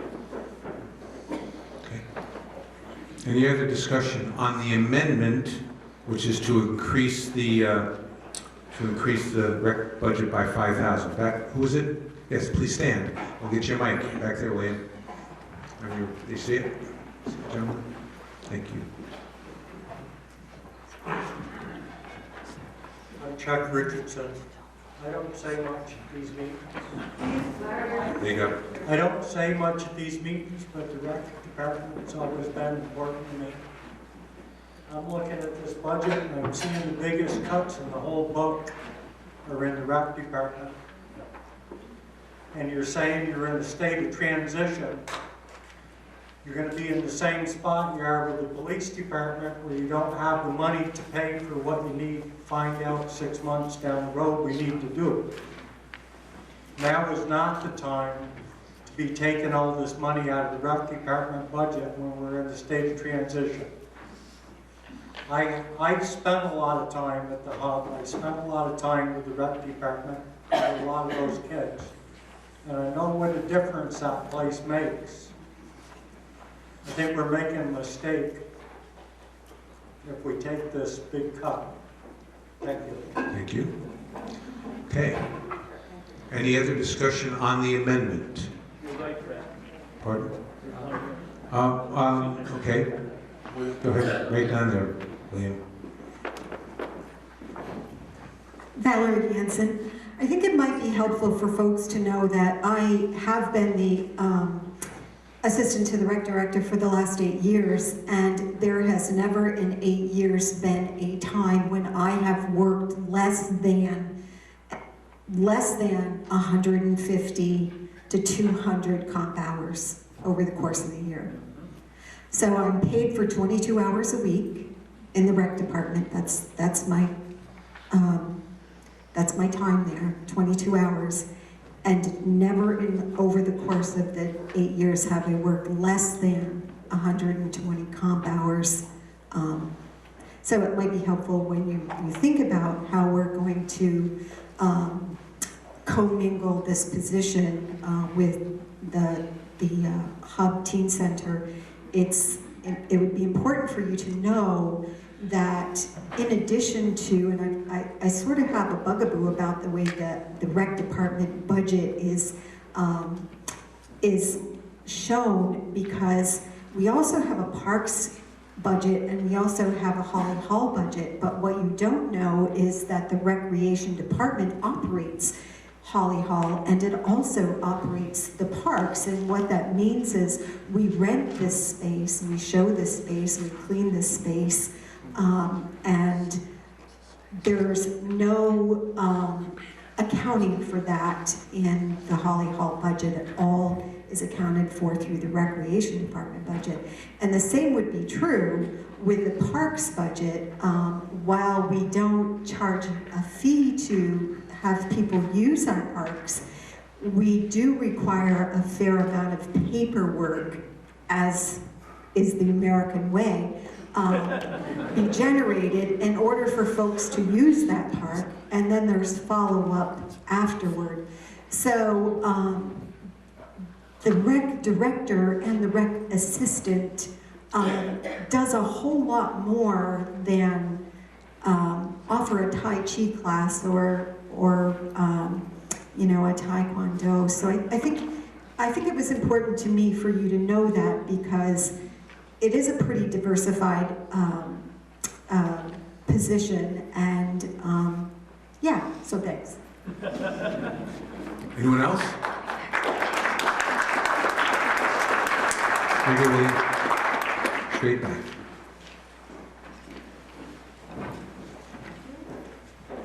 Bonnie Dobner. Put your mic closer. Bonnie Dobner, and maybe you could help me. I'm curious about this whole money thing, the $5,000 in the rec department, and we can't ask or demand, say, that be given back to the rec department. Right, the question is, go ahead. The question is, put it closer to your mouth. The question is, it seems that we're deciding in this whole thing about where money is going to be spent, including the salaries of the select board. Mm-hmm. So how is that different than the rec department in deciding what that money should go for, right? Do you get what I'm trying to understand? I do, I understand. It seems counterintuitive, but the law stipulates, Secretary of State says, and memory comes back to me, that you can change a budget up or down, and the body can very vociferously suggest a use, but you can't bind the select board to that use. They would just have to take it under advisement. That's the rule. That's the rule. Okay, thank you. Okay? Don't get hung up on where that money's gonna go. I can assure you that if the body here puts that money in the salary line, that I'm 99% confident that that's where that money will end up with this board. We're not in the habit of doing what we're not asked to do. And it wouldn't be right of us if you put the money in that salary line for us to spend it somewhere else. We're just making you aware that we don't have to. But I'd rather have you informed than to have you find out that it went somewhere else and wonder why. Hi, Wendy again. I have a question.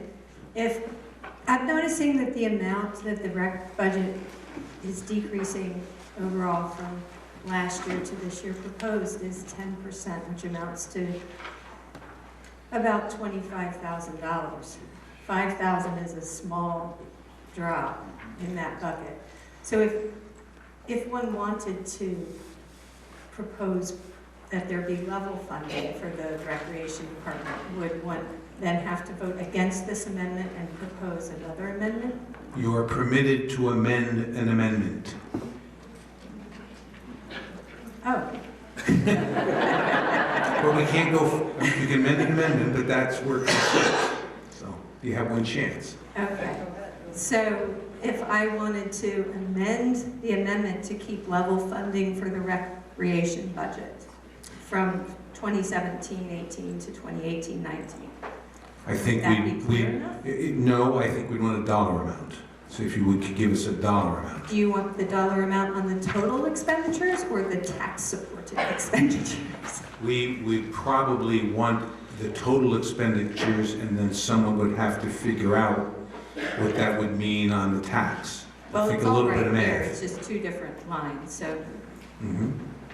I could be so bold as to amend the amendment to offer level funding to the tune of $224,393 to the rec department for 2018-19, an amount to be supported by taxes to the amount of $145,843.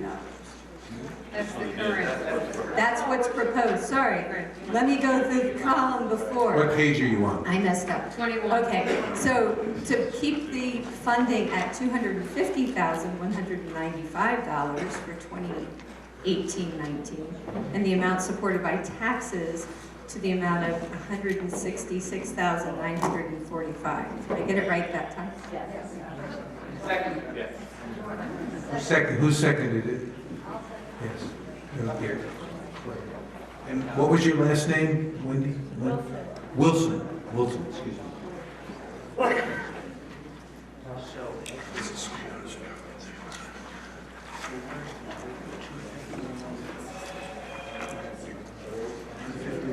That was $251.95? Yes, 251. Be raised by taxes $166,945? Yes.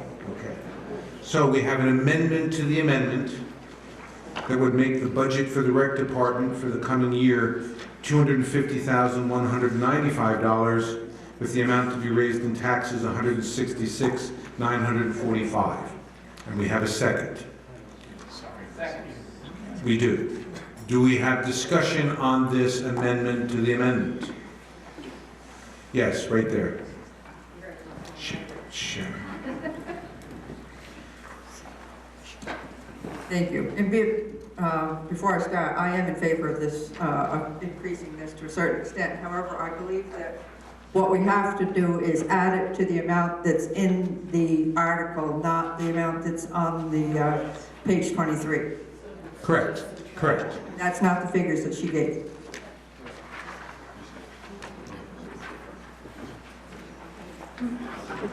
I think I lost you there, Sharon.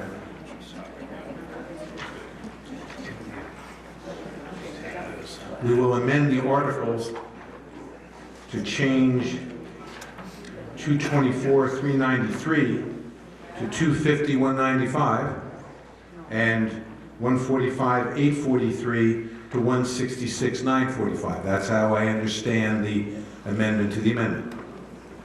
Point of Any- order. Yes, sir. I don't think this amendment is an amendment to the amendment. I think it's an amendment to the original article, and I don't think it's germane to vote this way. It's simply trying to change the original article. It doesn't have to do with the amendment. Which we can do, but maybe not at this time, you're thinking. And the reason I bring it up is because I think it's just a further confusion when we ought to be trying to... I think your point of order is well taken. I think in order to amend the amendment, it would have to be germane to that amendment, which was an increase in the budget, but of a $5,000 amount even with a stated purpose, versus amending the, well, think about this. I mean, it was an article to increase the budget by $5,000 and to increase what we'd raise in taxes by $5,000.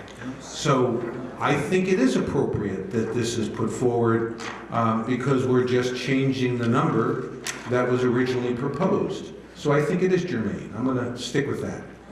Unless anyone else, unless the body feels I'm out of whack. But if not, we'll move forward with this amendment to the amendment. Hold on, we've got the town administrator wants to make a point. The voters are voting an expenditure. They're authorizing the select board to spend a certain amount of money. We can't know revenues. We forecast them as best as possible. And the second part of that proposed amendment that talked about the net supported by taxes, that doesn't jive with the current projection for revenues. So I think you might want to consider just focusing on the expenditure number, and then the element supported by taxes is just going to adjust by itself based upon the revenue and all the other factors. Okay, so what our town administrator is saying, if we can amend the budget amount, and what has to be raised by taxes will be influenced by other matters to be determined. There's no way that the math can be done now with a new number. According to my calculation, by level funding, so increasing the expenditure to $250,195, the net supported by taxes would be $171,645, which is an increase of 2.8%. So, and that's pretty accurate then, yeah? Okay, well, who amended the amendment? Do you accept, can we accept this change since the math and everything has been done accurately? Okay, fair enough. So we're keeping the budget as is, but because there was some technicality involved in it, we're going to change what needs to be raised by taxes to $171,645. Okay, so hopefully everyone's clear. Let me just repeat what we're doing in this amendment to the amendment. Where the budget amount, instead of $224,393, will be $250,195, and the amount to be raised in taxes, instead of $145,843, will be $171,645. Okay. We got it. Any more discussion on this amendment? Hold on, let's make sure no one else wants to speak, Bob. Okay. Okay. William.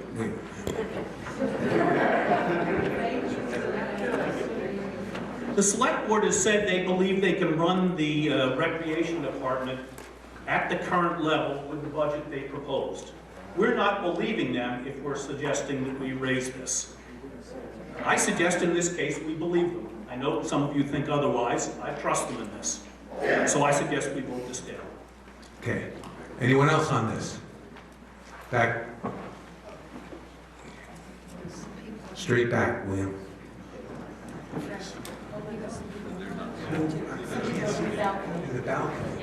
Darla Senecal, one more time. While we brought a mention to Valerie's comp time, I had just left the position after 17 years. I put in countless hours, well, not countless hours, we do count them, of comp time as well. You may not get a staff that wants to run with comp time. You may not have someone as dedicated as Valerie who's willing to do that as well. I think making this amendment gives you some wiggle room to actually pay people for the time that they're working instead of just giving them time off. I love my job, I love working for all of you, and I'm sure the next person will love it too. They just may not be as willing to give up as much of their free time as Valerie and I have for you. Okay, thank you. Who, yes, sir. I'm out of Pittsburgh, and I believe Darla and Val, when they tell us how much time they put into their jobs, and I suspect that to do it right, it needs that amount of time. I'm a huge proponent of the rec department. My kids have profited greatly by it. My wife and I have profited greatly by it, and my parents have profited greatly by it in all sorts of ways. I think the life and energy that the rec department brings to this town and this community is extremely valuable. I would hate to see that defrayed in any respect. I am a huge proponent of this amendment, and I am a huge proponent of the rec department. I'd love to see it continue the way it is, if not stronger. Thank you. Anyone else? There we go, straight back.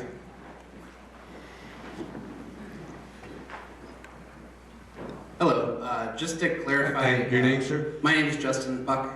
I believe when the gentleman down on the left had asked the question if the select board believed that they could stay within the budget, the answer was that they could stay within the budget, not that they could maintain the current level of the service. He said that if we didn't believe that we could meet the budget, we wouldn't have made the budget. But that, I don't believe, was an answer to the actual question that he asked, which was, can you maintain the current functioning of the services? Yeah, that's the question I asked. Okay, do you want to ask that question? Is that what you're suggesting? Yes. Okay. Yes, we do. And we see it as an opportunity with new people coming on, maybe do some things differently. Not that the people haven't done a great job, because they've done a tremendous job. There's no question about that. So by differently, do you mean free? They're gonna maintain what we're currently doing with $25,000 less? Yes, we believe we can do that. Huh. Let's be polite, sir.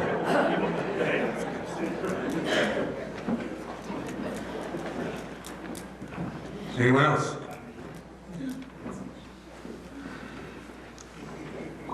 Betsy Blair again. I have no children here. I have used almost no rec department services. I am a huge fan of the rec department, and I feel that the programs that are here have had a huge impact on the community itself, and that I and everybody else have just benefited tremendously from quality of life that is brought through the rec department programs.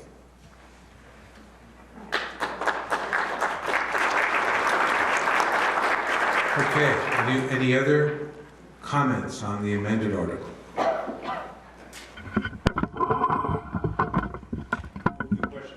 Move the question. Okay. Those in favor of ending discussion and voting on this, please say aye. Aye. Any negative? Okay, we'll move on.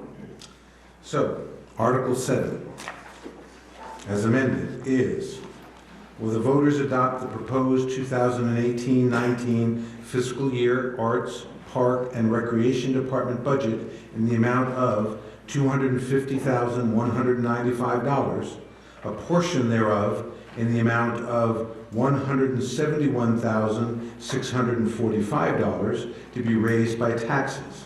The tax rate of 2018 grand list of the town sufficient to raise said sum as taxes to be determined by the select board. So, all those in favor? Point of order. Yes, sir. Mr. Moderator, aren't we actually voting on an amendment to an amendment? Well, we are, but the amendment changes those numbers. So I read the article. Down, I'm not saying it will, but if the amendment is voted down, then we go back to the original. Correct. Amendment. That's correct. So, all those in favor of those new numbers in Article 7, please say aye. Aye. Those opposed, please say nay. Nay. I'm going to have a division of the House. All those in favor of Article 7, please stand. As amended, please stand. Amendment to the amendment? Yes, the amendment to the amendment with the new dollar amounts.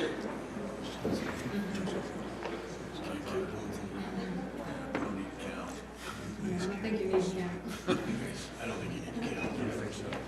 Okay, thank you. Those opposed, please stand. Okay, the ayes have it. So now we're going to go back to Article 7, basically, which is almost what I've read.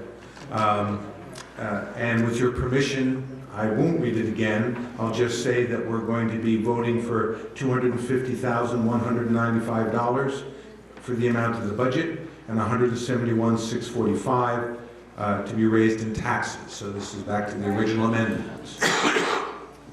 Well, Our original vote? yeah, we voted on the amendment. Now we go back to the original. We voted on the amendment to the amendment. That's We right. did. And now we have to vote on the amendment. Yep, that's right. As amended. And then we can vote on the article as amended. Even though it's the same 3 times in a row. Even though it's the same 3 times in a row. Okay. All those in favor of the I new... think you have to ask for discussion. Yeah, anyone want to discuss this?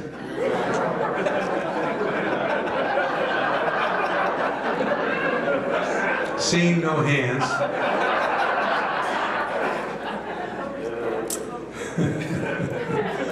So, will the voters adopt the proposed 18-19 fiscal year Arts and Park Recreation Department budget in the amount of $250,195 and a portion in the amount of $171,645 to be raised by taxes?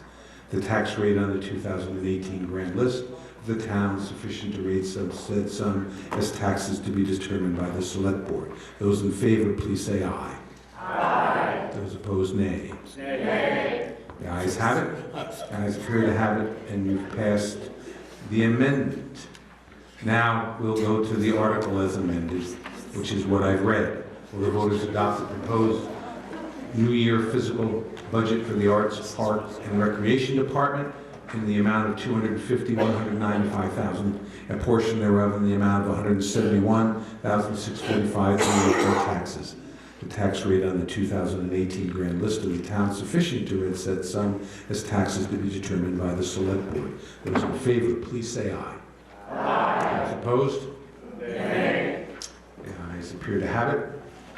The ayes have it. You've approved and amended Article 7. Now, with your permission, we will take a recess and we will have our school board, Bristol Town School meeting. And those school board members can come on up. You guys can get refreshments. We'll just take a 5-minute break while we get organized. All righty, folks, please stay to your seats so we can then begin the Bristol Town School District meeting.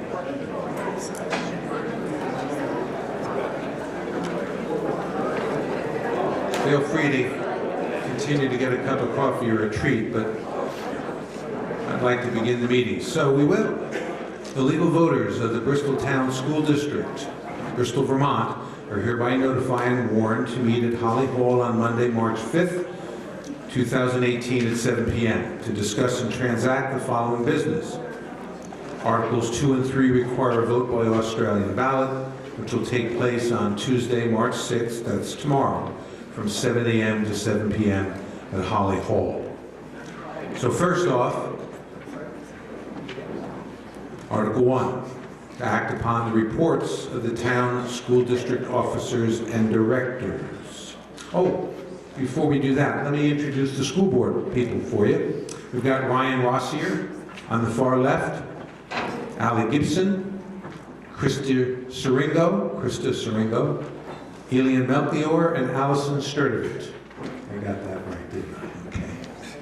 So, I think we're on Article 1. Can I have a motion to move it? So move. Second? Okay. Yes.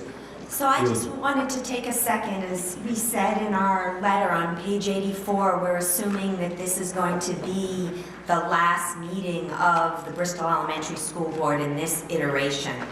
I went downstairs and looked at the past minutes, and it looks like this board has been here for about 50 years because the board changed when the Mount Aid board came and they split.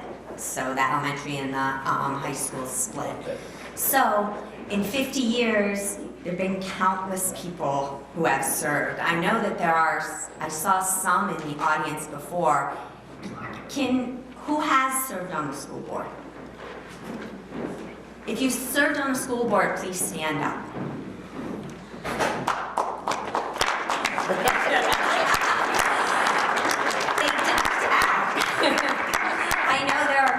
There are more of you here. There have been a lot of people and a lot of hours. It's changed tremendously. It's really fun. If you go down and look at the old school board, it's really fun to go back to the ones that are in the 1800s when they talk about the 2 rooms and they give the curriculum for every year. So if you ever get a chance, do go down and look at them. But just in the 10 years that I've been on the board, 12 years that I've been on, we've seen the change to the policy governance, a more coherent look at what our desired outcomes are for our students. I'm really excited about the work that's happening now around equity. There are a lot of exciting things happen, and I'm very convinced that they're going to continue to happen. But I just wanted to take this moment to say thank you, and remember, this is our last meeting. Any questions on the reports of the directors? Yes, back there.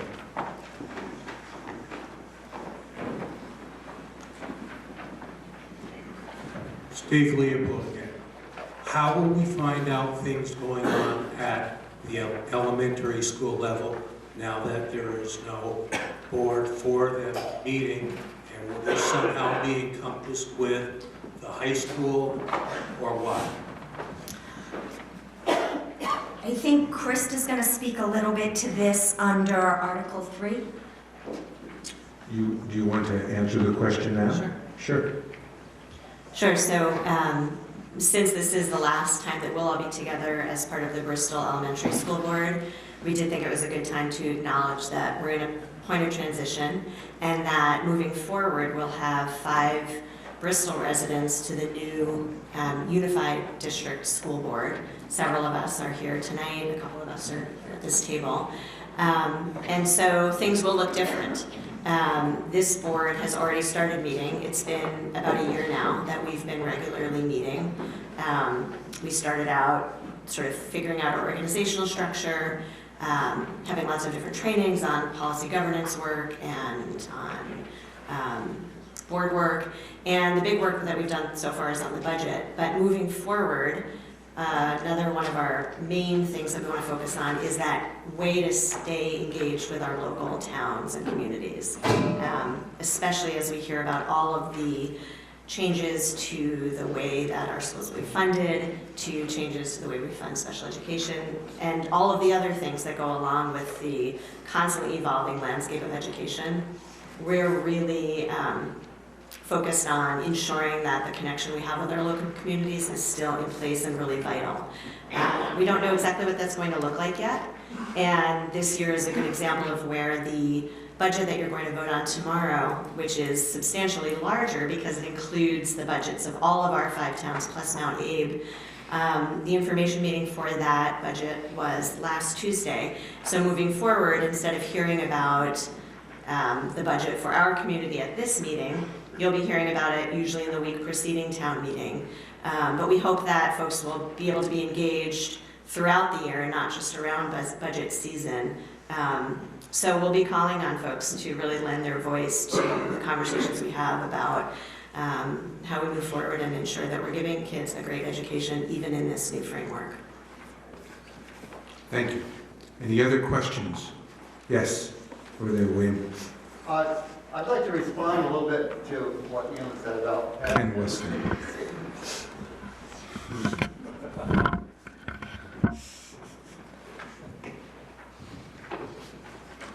She reminded me of somebody that wasn't mentioned tonight because he's no longer with us, but I think Peter Ryan's still here, isn't he?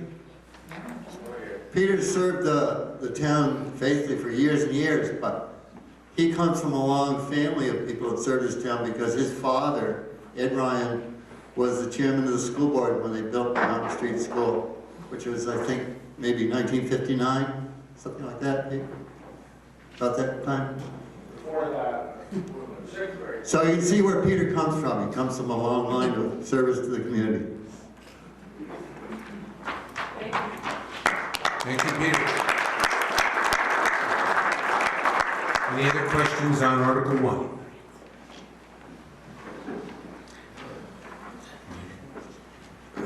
Okay, sorry. Thank you, Fred. I am so excited by the comments you just made. One of our fervent hopes in the legislature creating Act 46 school districts is that local communities would find new and more important ways to engage with their schools in their communities in terms of mentorships or other ways of being involved in the school. And I'm just really excited to hear you say that. Thank you very much. Okay. Any other comments or questions? Seeing none, let's go ahead and vote on Article 1, which is to act upon the reports of the town school district officers and directors. Those in favor of those reports, please say aye. Aye. Those opposed, nay. We got Article 1. Article 2 is to elect town school district officers and directors as follows. Each of it for a term that will expire on the date the district ceases to exist, pursuant to the merger study report and articles of agreement approved by the Vermont State Board of Education on September 20th, 2016 by Australian Ballot on Tuesday, March 6th, 2018. In other words, the articles were approved back on September 20th of 16, but we're voting by Australian Ballot tomorrow for the 3 school directors for the elementary school, 3 school directors for the high school, and 1 school district moderator, but only until the district ceases to exist. So who wants to move Article 2? Thank you, Claire. Who wants to second it? I'll second. Thank you.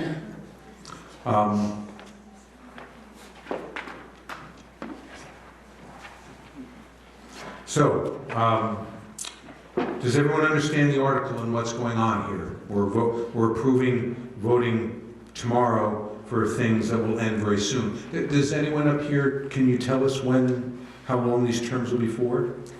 So, we will continue to exist until the budget year that we're in right now, which ends on June 30th,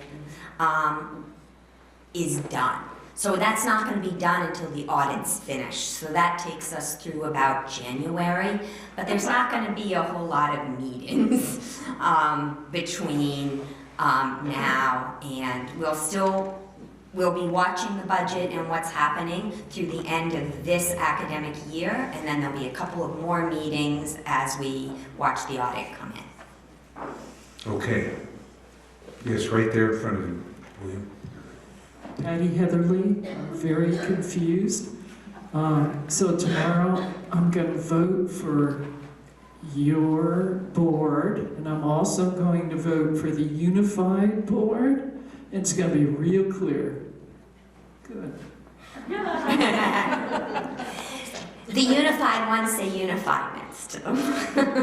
And there are a lot of empty positions too. So I heard about a couple write-in people, and people will be appointed, hopefully, if there are not write-in candidates. So please come to meetings. Yeah, we'll take up the unified one in the next article. In this article, you're just voting for school directors for the elementary school, the high school, and a moderator for the elementary school for, it sounds like, a period of something like 8 months, 9 months, and then that'll be done.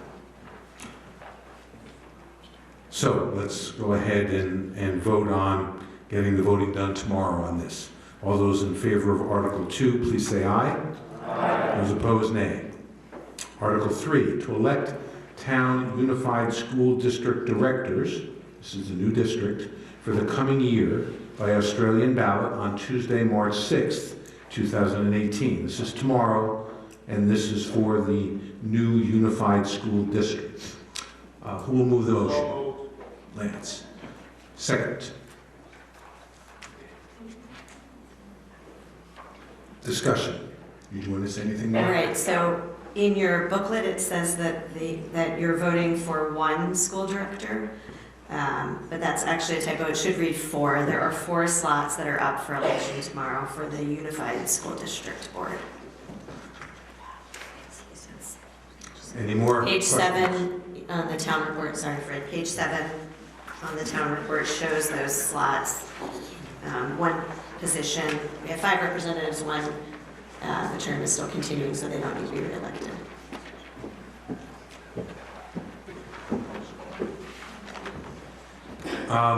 Okay, we have a question back there. Kevin Hansen, this is more of a commentary as opposed to a question. I forayed into politics on this ballot and ended up creating the only contested case or race on the ballot tomorrow, which would be myself and Kristen. My solution, after understanding that there's 2 other people that chose not to run for seats this year, is to vote for Kristen if you choose to as a 3-year term, and write me in if you choose to vote for me as the 2-year term, which is right underneath it. So any cooperation with that would be greatly appreciated. Okay. He's permitted to say that. Any other comments on Article 3? Yes, we have one there. Pardon? It's probably appropriate since it was printed wrong. Yes, it is, Bob. Would you like to do that? I'll move that. Okay, a second to change. It's supposed to say 4 school directors. It only says 1. No? But they're different years. Oh, man. 1 for 3 years, 1 for 2 years, and 2 for 1 year. Well, why don't we do that? So, 1 for 3 years. What is it? 1 for 2 years. Yeah. And 2 for 1 year. This is per page 7. Is that okay with you, Bob? Duns? Yeah, as long as I'm not one of them. Shall I add that to your amendment? So, we want to amend Article 3 so that it's accurate. It says now 1 school director for a 3-year term. We want to add, in addition to that, 1 school director for a 2-year term and 2 school directors for a 1-year term. And we had a second to that, didn't we? Didn't we? Yes. Okay, any discussion? Okay, so we're going to vote on electing the Town Unified School District Directors for the coming year by Australian ballot on Tuesday, March 6th. 1 school director for the Mount Abe Unified School District for 3 years, 1 school director for 2 years, 2 school directors for 1 year. Those in favor say aye. Aye. Those opposed, nay. We've passed Article 3 as amended. Now we go back to the original article. Is there any more discussion? Seeing none. Oops, there we go.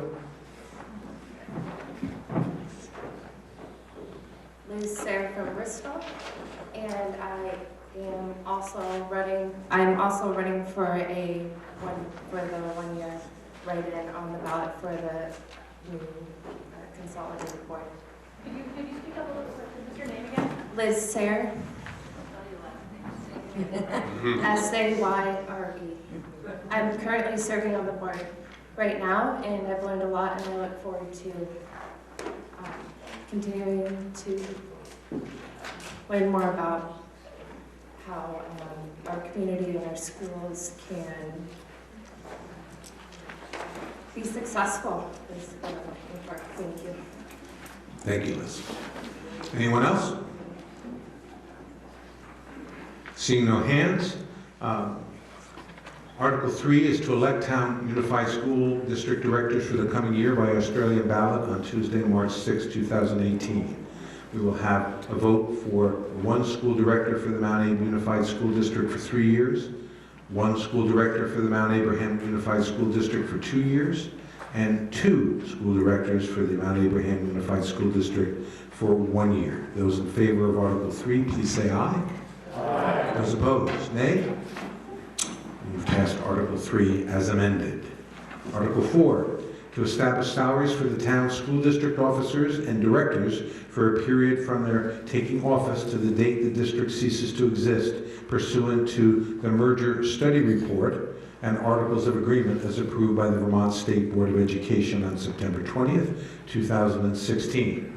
What's your pleasure on 4? So moved. Second? Second. Carol? Okay. Discussion on 4. Yes, Elin. I move that the town of Bristol establish salaries of $0 for the period until the district ceases to exist. Do you have a second?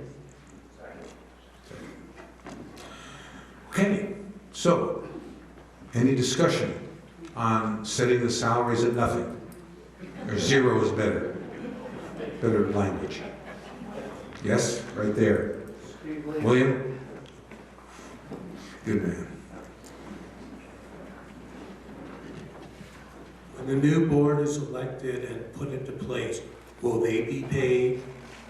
You mean the new board as in the new unified district board? Yes. I believe they will be. Yeah. Yes, they voted on salaries for the new board last week.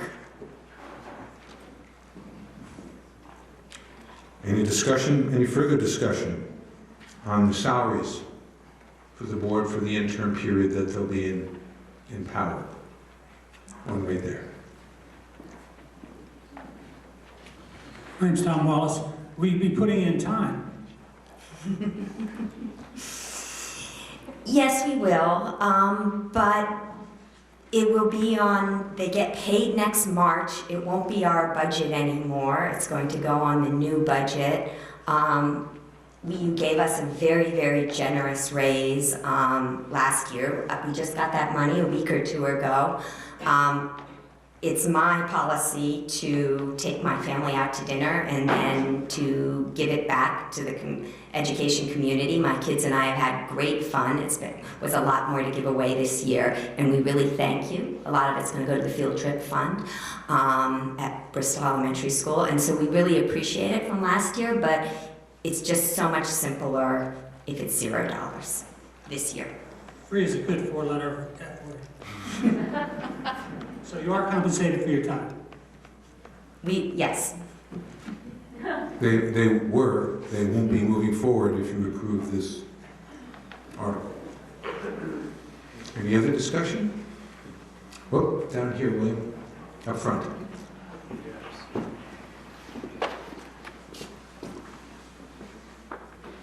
I think it would just behoove us to say thank you for being willing to work for no money. Thank you.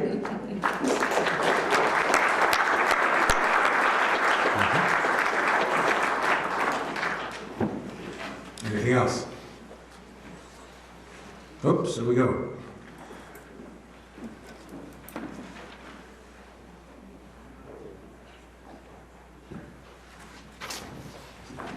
Fred Schroeder, hey. Question, this is unrelated to salaries, but can you tell me why the superintendent's office rents space in the Bristol Works versus just having it at high school when you have space there? Can we wait and ask that question under number 5? That might be more appropriate. Yep. Okay, thank you.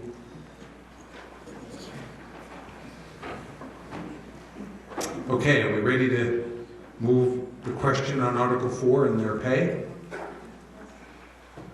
So, we're going to establish the salaries for the town school district officers and directors from the period of their taking office to the date the district ceases to exist for no pay pursuant to the merger study report and articles of agreement as approved by the Vermont State Board of Education on September 20th, 2016.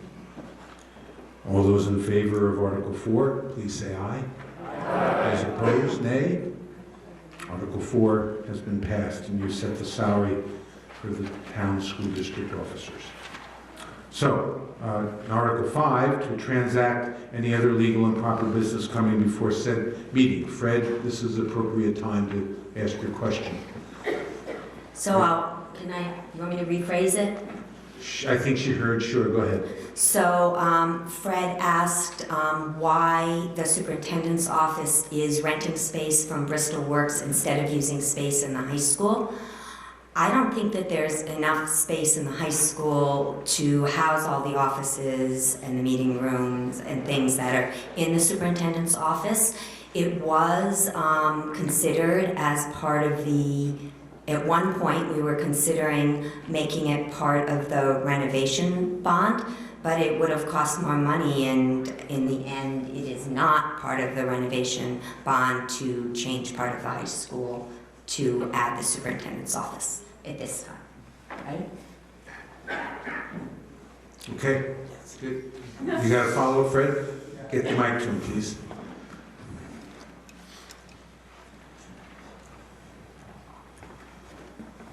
Thank you. So the student population has dropped quite a bit in the last 20 years. On the tune of like 400 students out of Mount Abe High School. Am I close? Is it that much, or? Now, this is the Bristol Elementary School Board, so that's a question really for the new. That's okay, but I'm thinking that's a better question for them. Okay. Okay? Cool.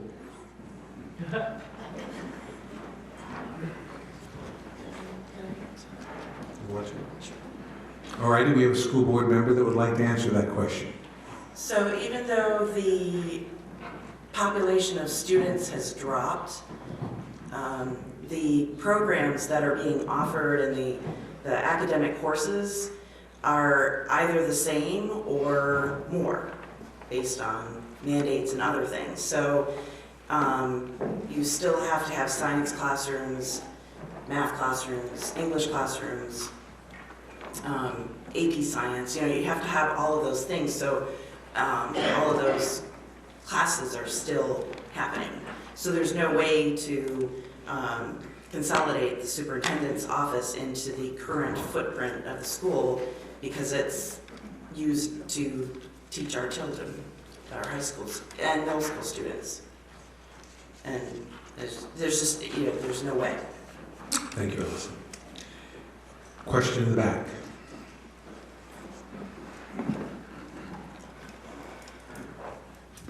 Chris Purley, just follow up on that Fred's question. We've seen shrinking numbers.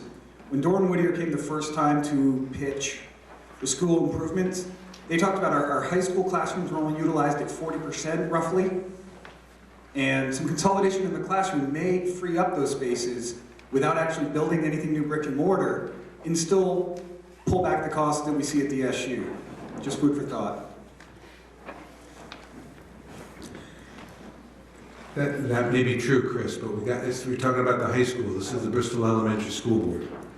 That's not their purview, nor do I think they want it to be. It might be a few members do, I guess. That'll be next year. Any other questions? Okay.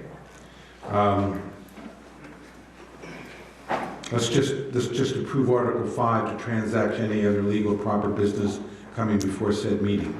Those in favor of the transactions we had, please say aye. Aye. Those opposed, nay. And Article 6 is to adjourn the meeting. Okay, we've got a bunch of people. All those in favor of adjourning the last Bristol Town School meeting, please say aye. Aye. Those opposed, nay. Thank you very much, board members. We'll take a few-minute break while we switch boards again and we resume town meeting.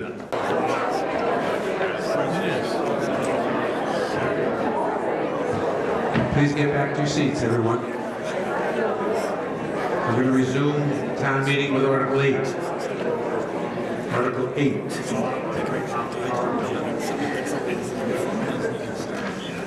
Article 8. Will the voters appropriate the following sums to be placed in various town reserve fund accounts as noted? Reserve fund. Capital Fire Equipment Reserve, $25,000. Capital Highway Equipment Reserve, $100,000. Capital Building Reserve, $30,000. Capital Road Fund Construction, $40,000. Capital Road Fund Paving, $100,000. Conservation Reserve Fund, $10,000. Technology Fund, $5,000, for a total of $310,000. So on Article 8, can I have a motion to move it? So moved. Second? On this article, you're going to be voting to approve the various dollar amounts next to the appropriate category to be put into reserves. Discussion. Anybody on the select board want to put this in perspective? No? I guess it's self-explanatory. I have a question. Here we go. Okay, Bob. I'm the new mic bearer. Thank you. Thank you very much, William. Thank you, Rich.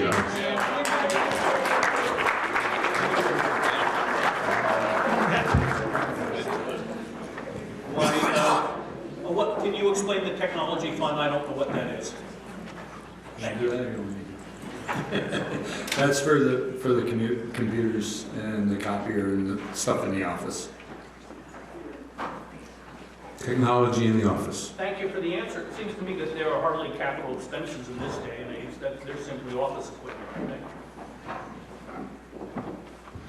they? Well, if it quits, Bob, and we didn't budget for a new computer or something, we reach into that fund. This isn't a new line, you've used it before, I think? Yes, it's been in here before. It's been in at least, this is the second, maybe the third It sounds more year. like operating expense to me. You just think about it. Any other questions? On the reserve fund? Seeing none? Yes?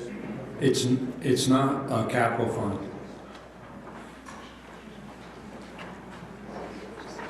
It's not a reserve fund. It's an annual appropriation. Okay, so the technical fund is an annual appropriation without the word capital. Makes more sense. Okay. Any other thoughts on 8? So, we're going to vote. Will the voters appropriate the following sums to be placed in various town reserve fund accounts as noted? Capital Fire Equipment Reserve, $25,000. Capital Highway Equipment Reserve, $100,000. Capital Building Reserve, $30,000. Capital Road Fund Construction, $40,000. Capital Road Fund Paving, $100,000. Conservation Reserve Fund, $10,000. And Technical Fund, $5,000, for a total of $310,000. Those in favor of Article 8, please say aye. Aye. Those opposed, nay. Article 8 has passed as written. Article 9. Will the voters approve an appropriation of $70,000 in lieu of the sum of 2-cent levy on the tax rate to fund the Fire Vehicle Capital Reserve Fund? We'll move the article so we can have discussion. So moved. Second. Okay, Article 9. We have a discussion on this. This was in an attempt to put a dollar amount to this fund. In the last 2 years, it's been 2 cents on the tax rate. And last year, I think the consensus from this group was that you would rather see a dollar amount. So We've moved back to that this year. I know it'll make Peter Ryan happy, if no one else. And Ken. Yes, we have a question. There we go. What? Does this mean that next year's town meeting report, that this fire vehicle capital reserve fund shall be included in the previous list rather than as a separate item? Yes, it will. Okay. And that 25,000 that was in the previous list is not the that is fire equipment, not fire vehicles. They're two separate funds.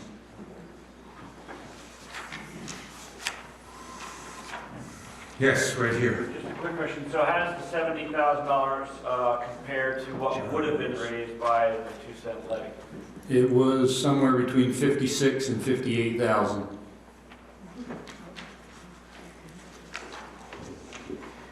In this current year, sorry about that, in this current year, that 2% levy raised $58,303, and going to the $70,000 allocation represents an increase of 20%.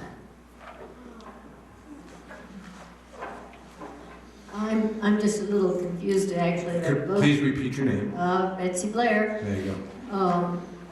And the money that is unspent stays as a in that fund, and then each year you put more in, so it ideally each number would get larger over time. That's correct. The idea is we are currently, in the past, we have bonded for our fire trucks.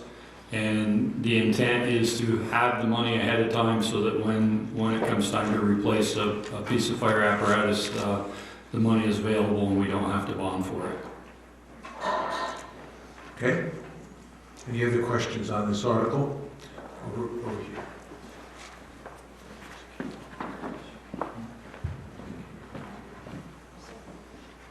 Well, being appreciative of the dollar sum rather than the 2-cent levy, why is the raise thought to be necessary? Was this not thought through before? It was thought through before, Bob. We just figured the grand list would grow faster than what it did. So we're not hitting our goal with the cost of a new truck being close to $500,000. We'll never have the money and time to do it without bonding if we don't increase the amount. Thank you, Peter.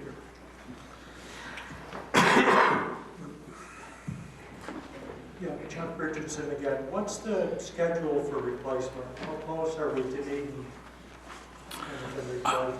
What's the schedule for replacement? I believe our goal is, it's a 97 Spartan engine, and our goal is to have it replaced by 2022, so it'll be 25 years old when we replace that truck. The schedule right now is 38, is just to list the town equipment.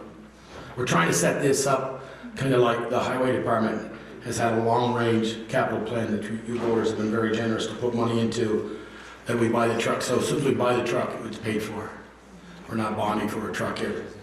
It's on page 38 and 39. The highway one is on 39, and we're hoping to get to that with the fire department one. There actually is one. The chief has done an excellent job of putting one together. It's gone out like 25 years on a replacement schedule with projected cost in those. So we also know that 70,000 will have to be more next year, which will work out fine because this is the last year paying on the bond on the 2007 engine that we purchased. Any other questions on Article 9? Okay. Just a follow-up, we think that capital fund for the fire department equipment ought to be included in the report so we can read it also. Yes. Thank you. That one is a little more difficult because an example, the chief just came to us a couple months ago. The 35-foot extension ladder didn't pass the safety test, so that had to be replaced. Sometimes those things just can't be scheduled. But I know he can do that to the best of his ability, but as you know, these things come up. Any other discussion, questions? Seeing no hands, will the voters approve an appropriation of $70,000 in lieu of the sum of 2-cent levy on the tax rate to fund the Fire Vehicle Capital Reserve Fund? Those in favor of Article 9 as read, please say aye. Aye. Those opposed, please say nay. Article 9 is passed as read. Article 10, will the voters approve an appropriation of $137,872 for the Lawrence Memorial Library for its annual operating budget, said sum to be raised by taxes? Who will move that article? Second. Discussion on the library budget.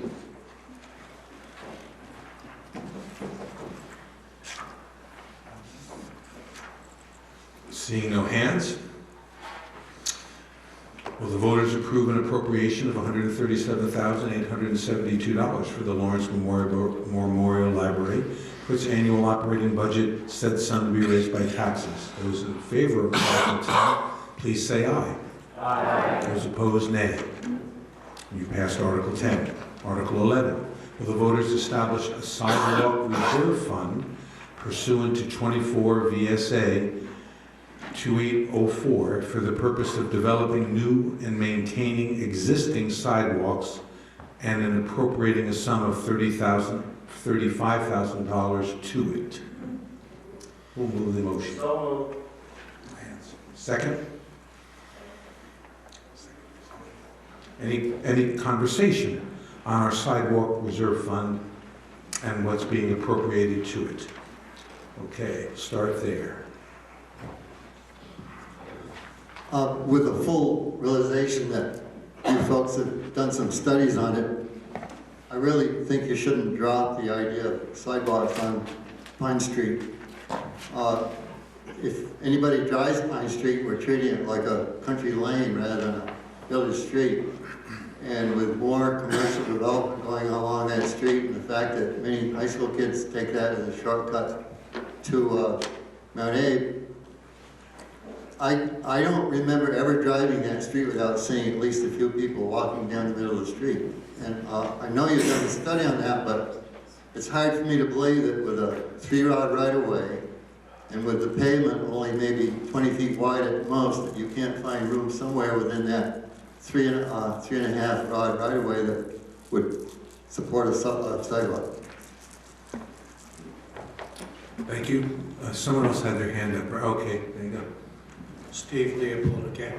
Do you have a priority of what area of the sidewalks come in and where they're going with it, with the amount of money that you have applied, what's first, second, third, etc.? Yes, we do. You may have seen me walking around this summer with a measuring wheel. I did every single sidewalk in the village and put together a proposed 10-year plan. So replacing approximately 600 feet per year.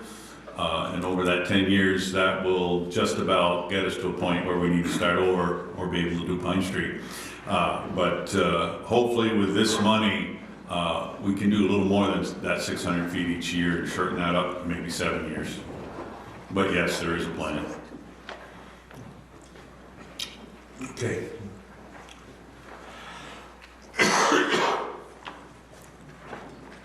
Well, just for clarification, I think this is a new capital reserve fund, and when you've asked us to approve this to institute this, you've also reduced the highway fund budget and zeroed out the sidewalk appropriation in that. Do I understand that correctly?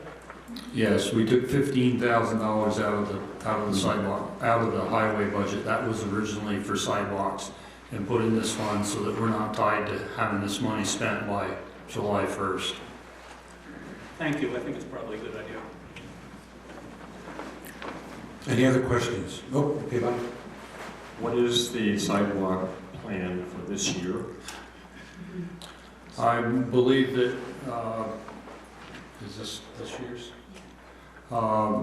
Maple Street west to Church Maple Street, Pleasant South, and Mountain and Spring. Mountain from Spring Street to the elementary school driveway. Thank you. To add to that, this spring, the contractor that was working on the West Street project will be coming back and replacing the section of sidewalk from Maple Street to Airport Drive using this year's highway department funding, plus some of the capital funds in the road department that were planned, and as well as part of the project, the overall project. So we'll see that section replaced also in the spring. Yeah. Ian has a question. Okay. Is it possible to get the sidewalk plan for this year on the website so everyone can see it? Sure. Thank you. Do you have any plans to continue on East Street where you already had 2 years ago, was it, put new concrete in? There's several older people on East Street and the pavement is very uneven and it collects water during the wintertime and not draining well. I'm just wondering if there is a plan to continue on with that. On the schedule we currently have, it's 2021. So 3 years out. Any other questions on the sidewalk issue?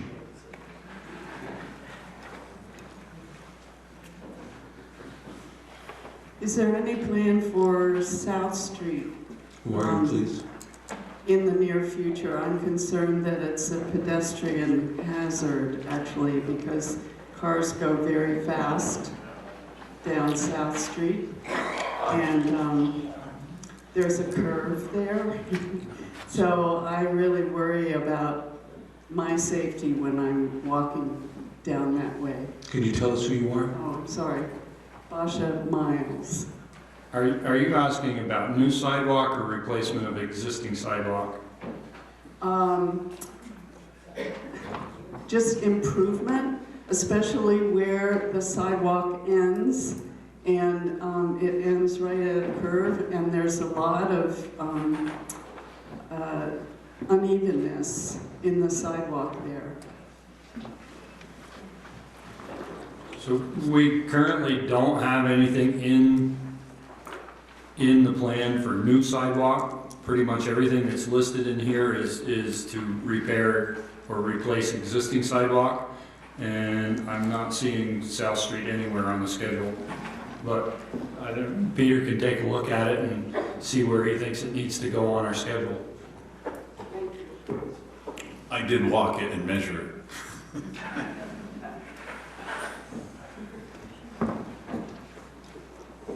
Hi, Dustin Corrigan. I just wanted to piggyback on what Ken said about Pine Street, and also just let the select board know that in the village where there's no busing for elementary school kids to get to school, a lot of elementary school age children walk that route to get to school. And I have 3 children myself who 2 are at Bristol Elementary now, 1 will be there soon. And it's not really a very safe route to school at the moment, the way it is. So we find other ways to get our kids to school, but I would love to see a safer route to school for those kids that live around the fringe of the village, Pine Street, Liberty Street, which both don't have sidewalks. So if there is a new sidewalk plan, I would really like to see Pine Street be a priority there. Thanks. Question down here.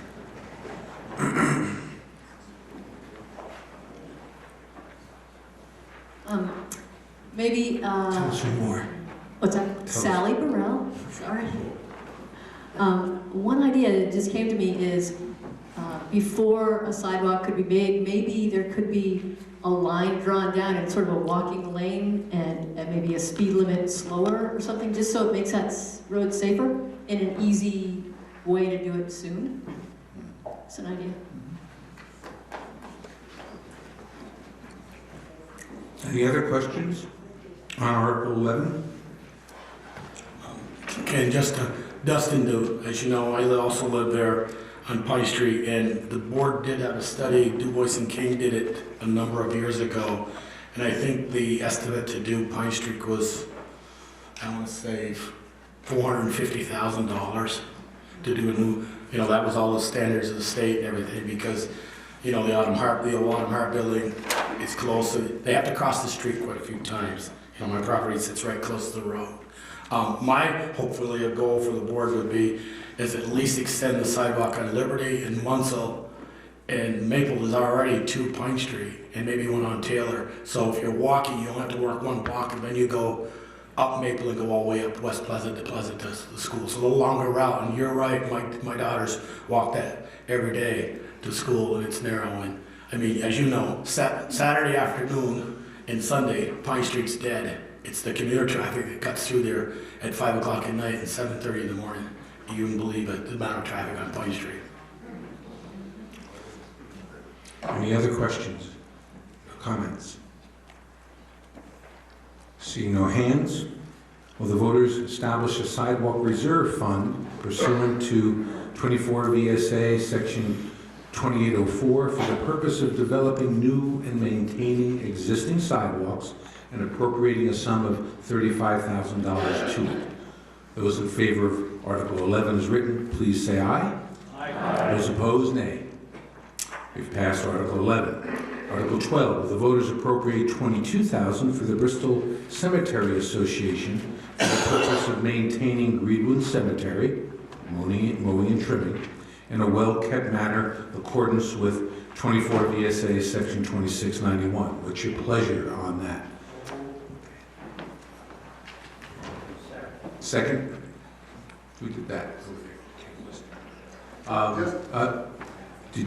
Mike Brown did it, second. Okay. Discussion? Okay. Just for clarification, I thought the town was responsible for all the cemeteries in town, not just this one. We are responsible for all cemeteries if there is an association that takes care of them.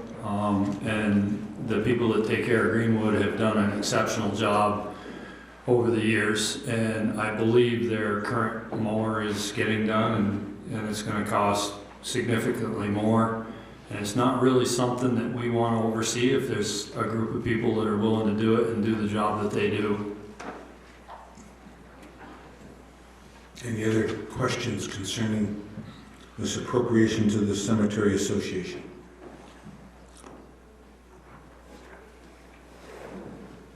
Seeing none, will the voters appropriate $22,000 for the Bristol Cemetery Association, Inc. for the purpose of maintaining Greenwood Cemetery, mowing and trimming, in a well-kept manner in accordance with 24 VSA 2691? Those in favor of Article 12, please say aye. Aye. Those opposed, nay. You've approved Article 12 as written. Article 13, shall the town appropriate $2,100 to Charter House Coalition to provide emergency winter shelter to families and individuals, and to provide meals every day of the week to nutritionally challenged people in accordance with 24 VSA 2691. Oh, so moved. Second? Any discussion on Article 13?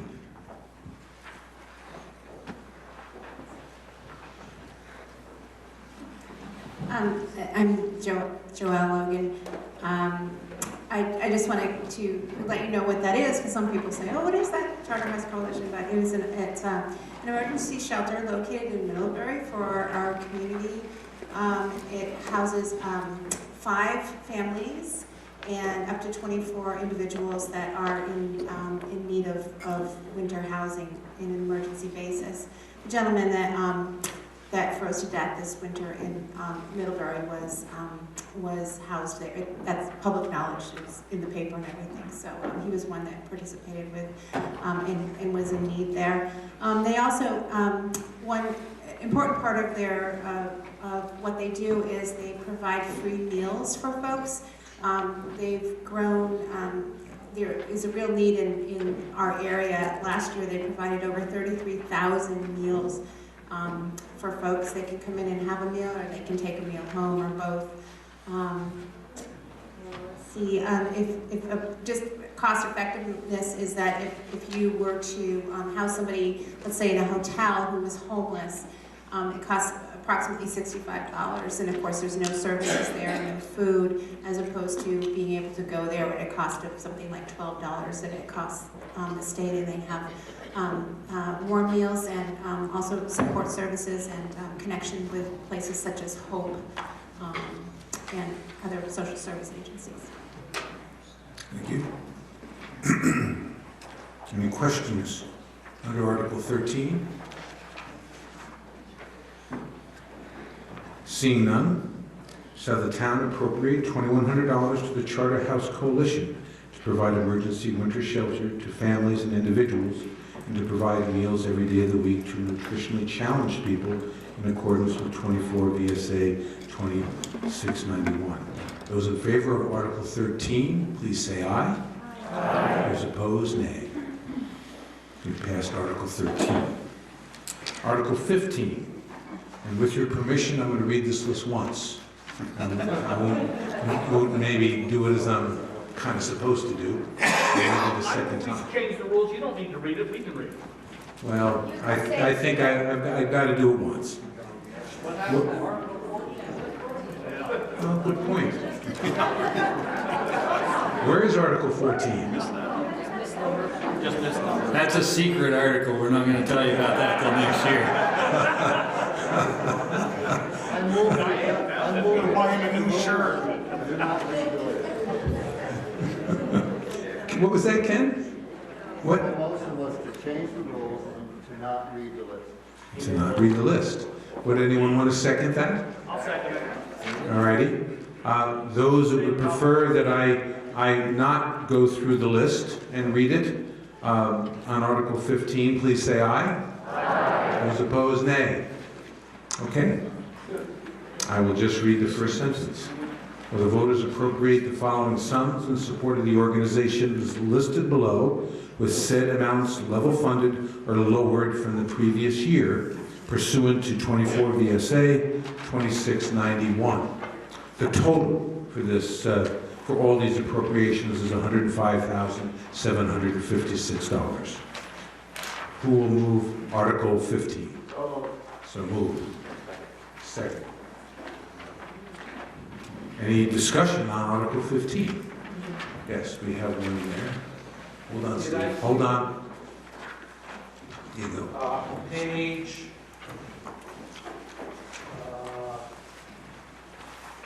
4. Is there another allotment for the Bristol Recreation Club, or is that different than what we already voted on? Top of the page. The Bristol Recreation Club has asked $15,000, and according to the first sentence, that amount is level funded or lower from the preceding year. Steve, if that's your question. Yeah, Steve, what we voted on earlier was the Recreation Department, which is part of the town. This is the Recreation Club, which is a private organization. The Recreation Club has the grounds as you're going west out of town on the right, where the skate park and the tennis courts and the softball fields and the like are. That's their purview.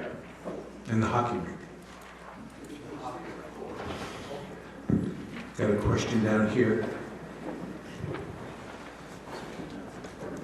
Just for information, I think I see on page 79, last year's a similar article was for $73,000. This one is for $105,000. Oh, $105,000. So you're asking why, if it's level funded or less, why it was 73 last year and it's 105 this year? Without looking, I can't say, but I'm guessing that there were some articles that had, like the one we just passed prior to this, that had to be warned separately, and then they were added in. But if give us just a second, Bob. Yeah, I've seen it bigger. If you look on page 81, Articles 15 was the Rec Club, stood by itself last year. Addison County Transit stood by itself at 11.3. Bristol Rescue stood by itself 13. Those are all been lumped into the list now. Thank you, very good explanation. Any other questions on Article 15? Okay, seeing none, will the voters appropriate the following sums in support of the organizations listed below, with said amounts level funded or lowered from the prior year pursuant to 24 VSA 2691, totaling $105,756. Those in favor, please say aye. Aye. Those opposed, nay. We passed Article 15 as written. Article 16. Will the voters support the following non-binding resolution? In 2016, the Vermont Department of Public Service wrote the Vermont Comprehensive Energy Plan. It states Vermont will meet 25% of its energy needs using renewable sources by 2025, 40% by 2035, and 90% by 2050. On January 1st of 2018, the UN Secretary General Antonio Guterres said, "I am not issuing an appeal, I am issuing an alert, a red alert for our world. Climate change is moving faster than we are. Inequalities are growing. I urge leaders everywhere to make this New Year's resolution. Narrow the gaps, bridge divides. Build trust by bringing people together around common goals. Unity is the path. Our future depends on it." Thank you. World scientists warning to humanity, second notice, in the academic.oup.com Bioscience of November 13th of 17 states, especially troubling is the current trajectory of potentially catastrophic climate change due to rising greenhouse gases from burning fossil fuels. Lay citizens must insist that their governments take immediate action as a moral imperative to current and future generations of human and other life. All fossil fuels used in Vermont are imported, resulting in a financial drain on the Vermont economy. Local renewable energy and efficient measures increase Vermont job opportunities and boost our state's economy. In light of the above statements, Bristol urges the state of Vermont to, 1, firmly commit to developing renewable energy for all people in Vermont. 2, continue to support comprehensive energy efficiency in our homes, businesses, and municipal buildings. 3, delay any new expansion of natural gas pipelines unless or until it's determined that it will not cause the state to exceed the goals of no more than 10% of the state's energy coming from fossil fuels by the year 2050. And 4, ensure that the transition to renewable energy is fair and equitable for all residents. Now, will someone move this article, please? I move. Second. Second.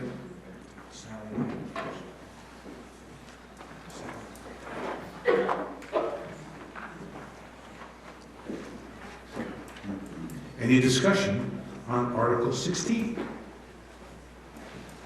Yes. Here, he's coming, Dave.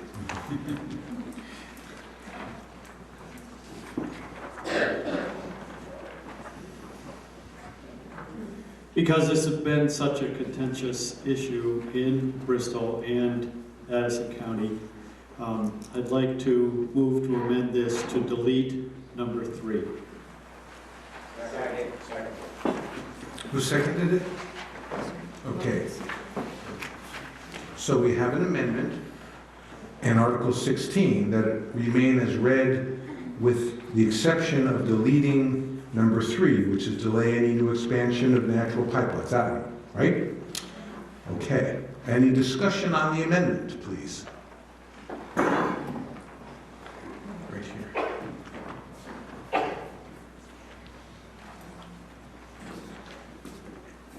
My name is Patty Heatherly, and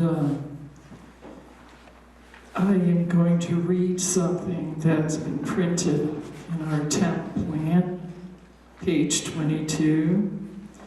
is the Energy Introduction, written by the Planning Commission, adopted by us, the voters of Bristol, on November 5th, 2012. Careful planning will be necessary to meet the energy needs of Bristol's residents and businesses at a time of rapid technological, environmental, and economic change. This will require a spirit of innovation and close coordination with the Bristol Energy Committee and with statewide agencies such as Efficiency Vermont. I am very concerned that on November 5th, 2012, our town adopted this Bristol Town Plan. Then, in December 2012, I hope I have this date right, but you'll let me know if I've got it wrong. Our select board gave permission to the then town manager, Bill Bryant, to follow through on a memorandum of understanding with Vermont Gas Systems. I believe Bill Bryant had to first reach the then State of Vermont Public Service Board. Do I have that right? I'm not positive. Okay. Did the select board make that decision after reading and discussing the energy section of our town plan? I believe Peeker and Joel were on the select board then. Do I have that right? Okay. They perhaps could answer that question. I think it is now the time to plan carefully. Our energy plan, then adopted in November 5th, 2012, states, and it's number 5, if you look it up, avoid undue adverse impacts to health, safety, property, and environmental quality from energy infrastructure and energy services. I most likely, in the next 20 years or so, will die. I want to leave behind a legacy to our future generations. How are we as one town going to move forward with these decisions regarding energy and the potential use of natural gas? I personally want our focus to be on energy efficiency and expanding our use of renewable energy. I think it's very important that we have some discussion regarding this natural gas infrastructure that could happen in our town. I do not go along with the amendment. Anyone else?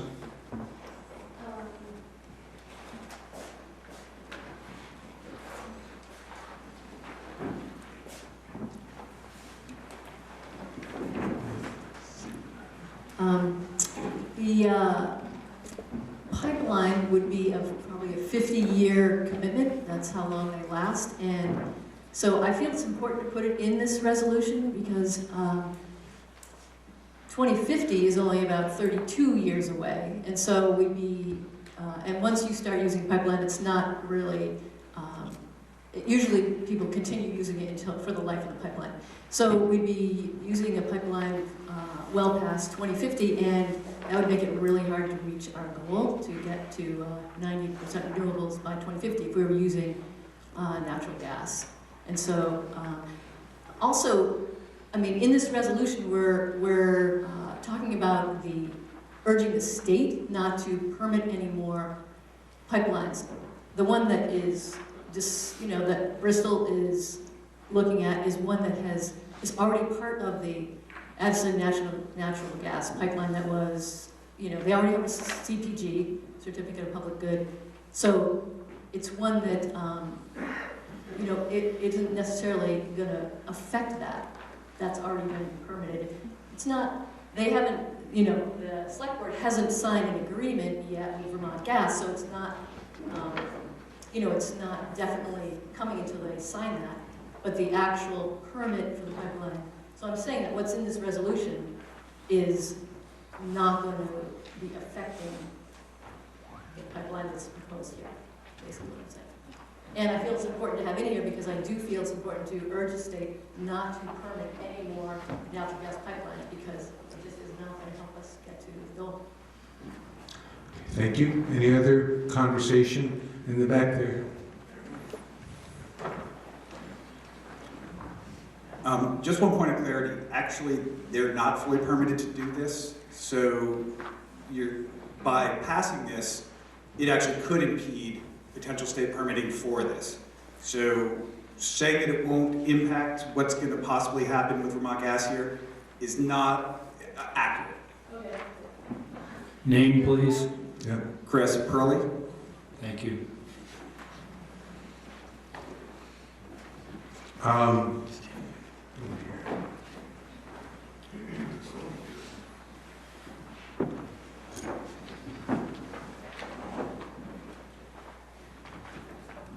Steve again.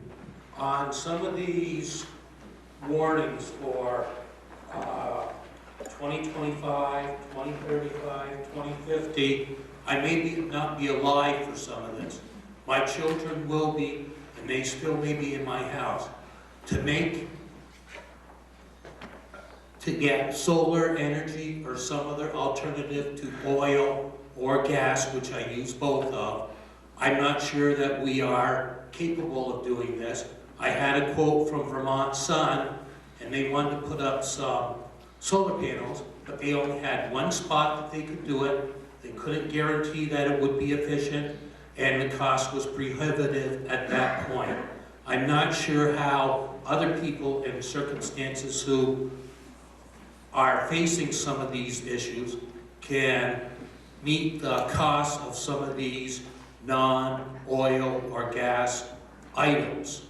And I'd like to know how Bristol and per se, or maybe even the state, has plans to work for these to get something agreeable for all the residents of the state. Okay, remember we're discussing the amendment, which is to eliminate number 3. So try to focus the conversation on that at this juncture, and we will go back. We'll go back to the rest of the issue here. Yes, ma'am. Please tell us your name. Wendy Wilson. I think you bring up a really good point because you're concerned about your costs and what options you have going forward. I spent 3 years working for Energy Action Network, which was specifically engaged in trying to help the state make good on the 50 or 90% renewables by 2050 goal. And the basic overarching goal here is to try to electrify everything, from transportation to heat, because electricity can be generated in a renewable way. So options that are currently available right now include heat pump that you can get right away for your home. And it doesn't have to take a pipeline to bring it to you. And it's cleaner electric heat. I have one in my home and it works beautifully. It's not my sole source of heat, but it certainly reduces the amount of propane that I need to use to heat.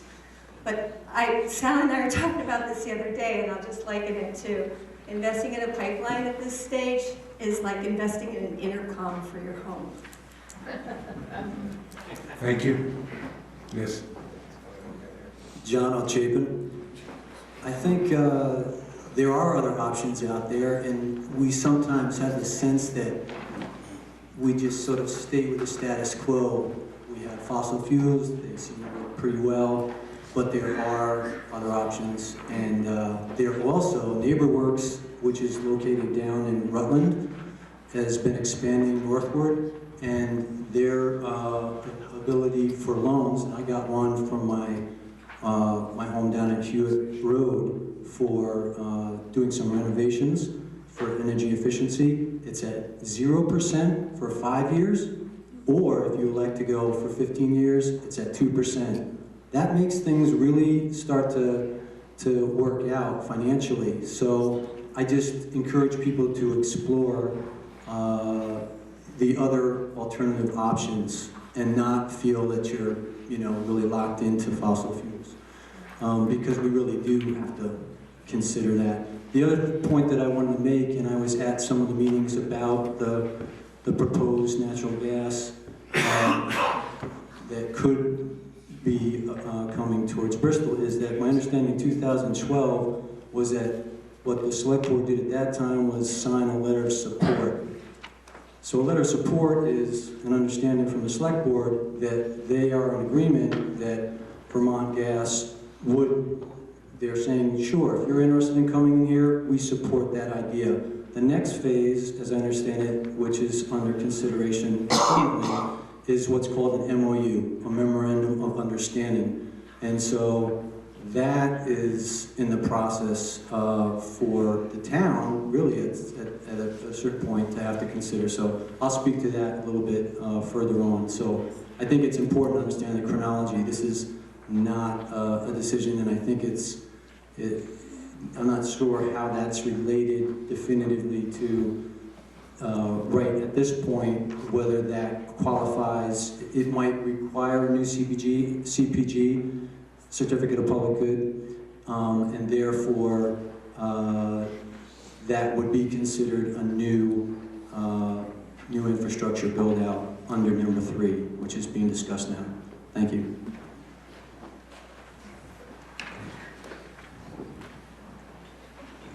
Here you go. Please give us your name. Richard Woods. I guess I have a couple of things. My understanding is that this is really directed to the state. It's kind of a philosophical argument in support of the state's goals. I don't see where number 3 is going to directly affect whether Bristol gets the extension of the pipeline or not. And I think in terms of all of us respecting each other, it's going to be up to each one of us to decide whether or not we want to hook up to that gas line. And we all have our own thoughts about that. To me, it's important to think about the next generations, my kids and grandkids, and also to remind everybody that the cost of these fuels is not just limited to what comes out of our pockets to pay to the utility. We are paying right now for the catastrophic climate change effect storms that are sweeping through and that are projected to become worse and worse, even to the point of moving our indigenous trees and species north, reducing the number of ski days from something like 65 now to 40 per year, and things like that that are going to impact us very, very directly and be very costly. The technology is here now. We have heat pumps, and with wood and heat pumps, we can eliminate the need for the gas line in our house. But if you don't have any other alternative, I respect your right to choose to use the gas line. But I think we should, I really think we should defeat this amendment and pass as it is written. Okay. Yes. Yes. John Moyers, I would just echo that. Just to relate briefly my own experience when I renovated the Bristol Trading Post, which was a gut job basically, and it's a 12,000 square foot building as it stands now, and I was able to put a bunch of solar panels and some solar hot water on there. I don't know about what your heating bill is or your electric bill is, but for that whole building, for me, it's $100 a month. So it's a 12,000 square foot building, 4 big apartments and commercial space on the ground floor, and that was a business decision for me, and it helps me carry that forward over time because it lowers my carrying costs. Also happens to be the good thing for the environment. I understand not everybody has the same solar exposure, not everybody does a gut renovation, that sort of thing, but it is a pocketbook and a good business decision as well when we force these issues.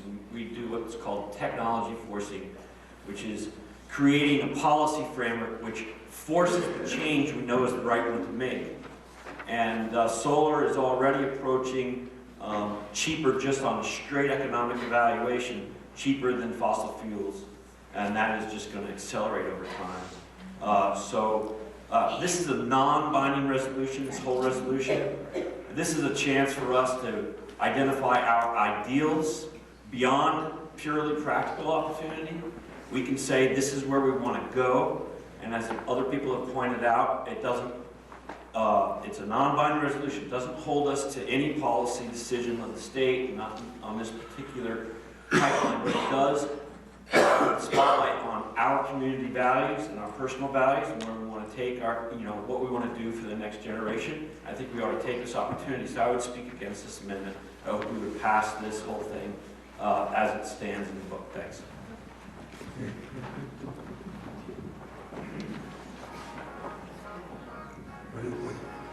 Hi, Matt Sharp. I just want to ask the select board, if number 3 remained, would this impact at all your decision to sign an MOU with Vermont Gas?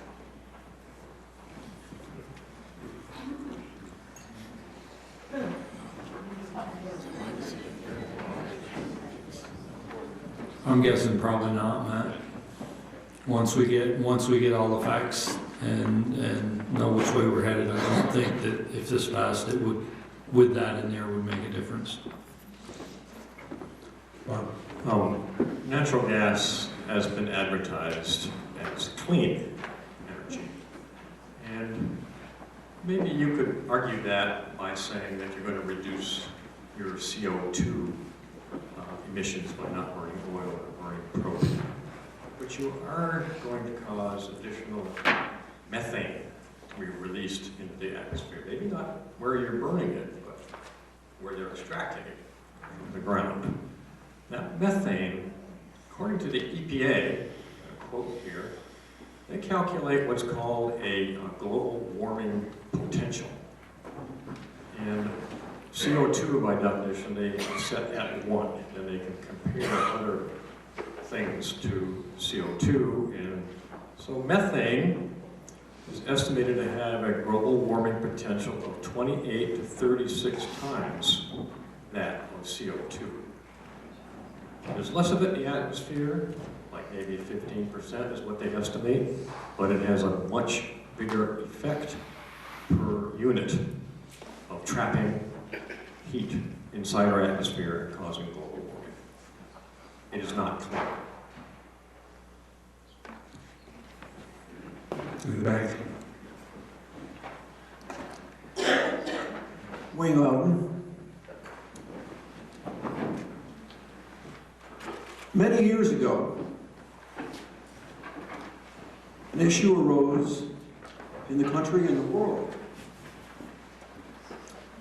And a very amazing thing happened that not every community has the advantage of having a meeting like this to work things out, find the common ground and figure out what the problems are. And a movement was started in the town meetings that spread across the world. The nuclear freeze movement was led by the town meetings in this state. We're at a crossroads. We've been there, and we've got to get across it, because no matter what we do with propane or oil, it ain't going to be around forever.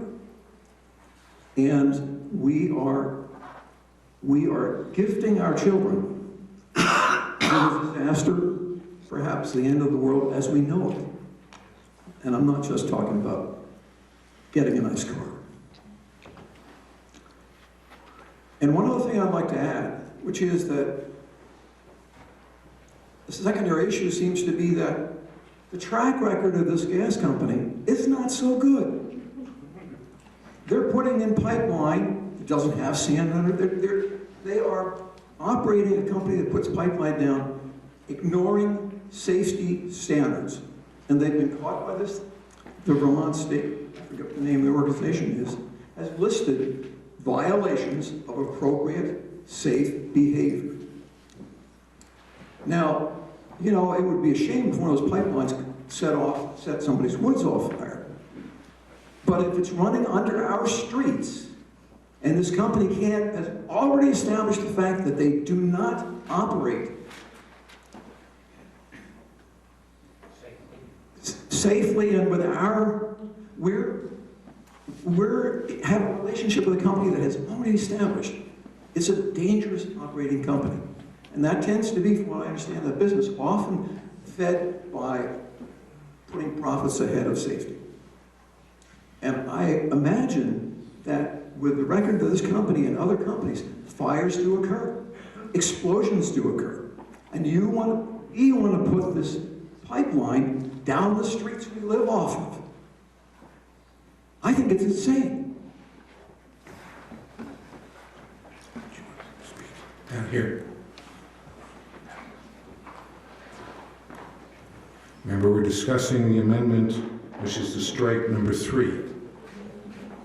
Yeah, I'd like to thank Dave Sharp for being here and mentioning this number 3 thing. I generally agree with you, and I happen to disagree on this particular one. I'm glad you're I just wanted to say that. I do think number 3 should stay in. I think it's one of the most softly worded things I've ever read of a non-binding resolution that encourages or urges the state to do something. There's no fine or penalty or oversight or anything. I think it can stay in as an intentional thing, sort of as John Moyer said. The only information I can add to that question was one of the ways I put myself through college so many years ago was as a plumber's helper.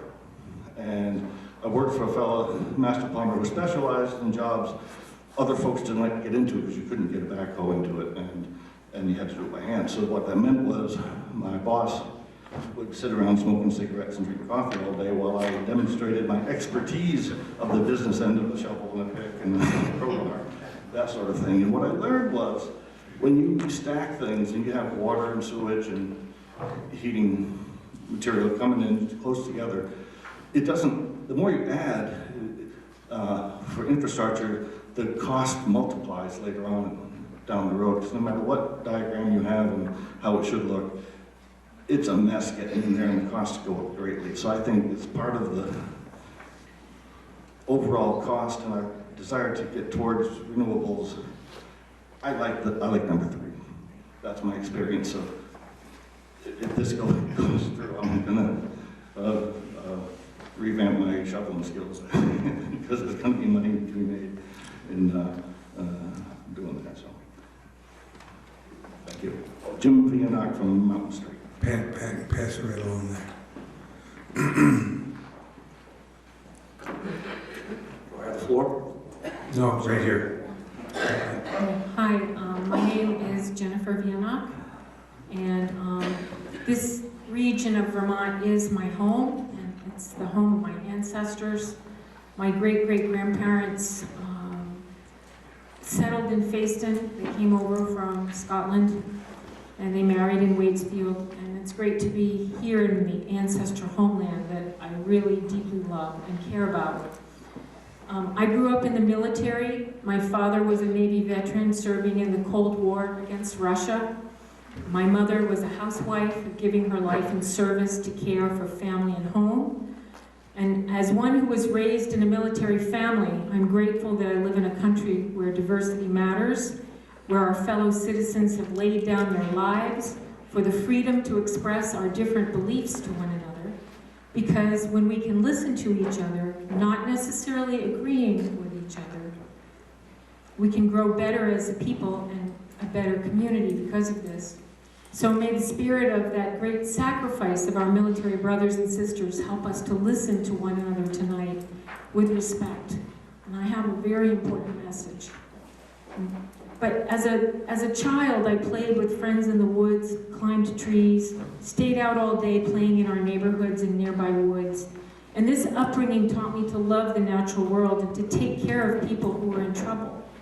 And as an adolescent and teenager, I was the one who would stick up for the little guy, especially when bullies were wreaking havoc on them. And as an adult, after a good deal of searching, I decided to get an education, and I became a speech-language pathologist. And so for almost 30 years, I worked to help people of all ages to overcome communication issues so that they could have a higher quality of life. So with this strong ethic of wanting to help people in our world, a profound event happened in my life about 8 years ago. I was visiting my mother in Maine, and she told me that she had saved something for me to see on HBO. It was a highly awarded documentary called Gasland, the movie. It was a huge and horrifying story of how collective actions within the natural gas industry were destroying the lives and the property of good people all across this country in their unregulated pursuit of the natural gas in the ground. I want to show you a picture of the extent of the natural gas drilling that's happening all over America right now. I'll show the board all that's in red there, and you can see how expansive it is all across our country. That's where the drilling is taking place. And if you can see the states that are in green, those are the states that outlawed fracking in the state. We're there, Vermont is there, along with New York State and also Maryland. So we're the 3 states in the union that outlawed that. I also want to mention that when I was back in Maine, I was reading our local newspaper, and they had a story about the natural gas industry, the pipelines that were all through the area. They had just been put in. Nobody even knew it was happening, but they put the pipelines in so quickly. And the article was about how much difficulty the town administrators were having, because there were so many complaints by the local citizens in those areas about things that were going wrong with the pipelines. When they had to dig in the ground and they were, had to make corrections to the water pipes and anything else. And the complaints were overwhelming the town councils, and they couldn't keep up with the complaints. And it was costing them tons of money to deal with this. So the natural gas industry has really created a nightmare all across America. And we are losing more than we ever could imagine. We're losing our beautiful country.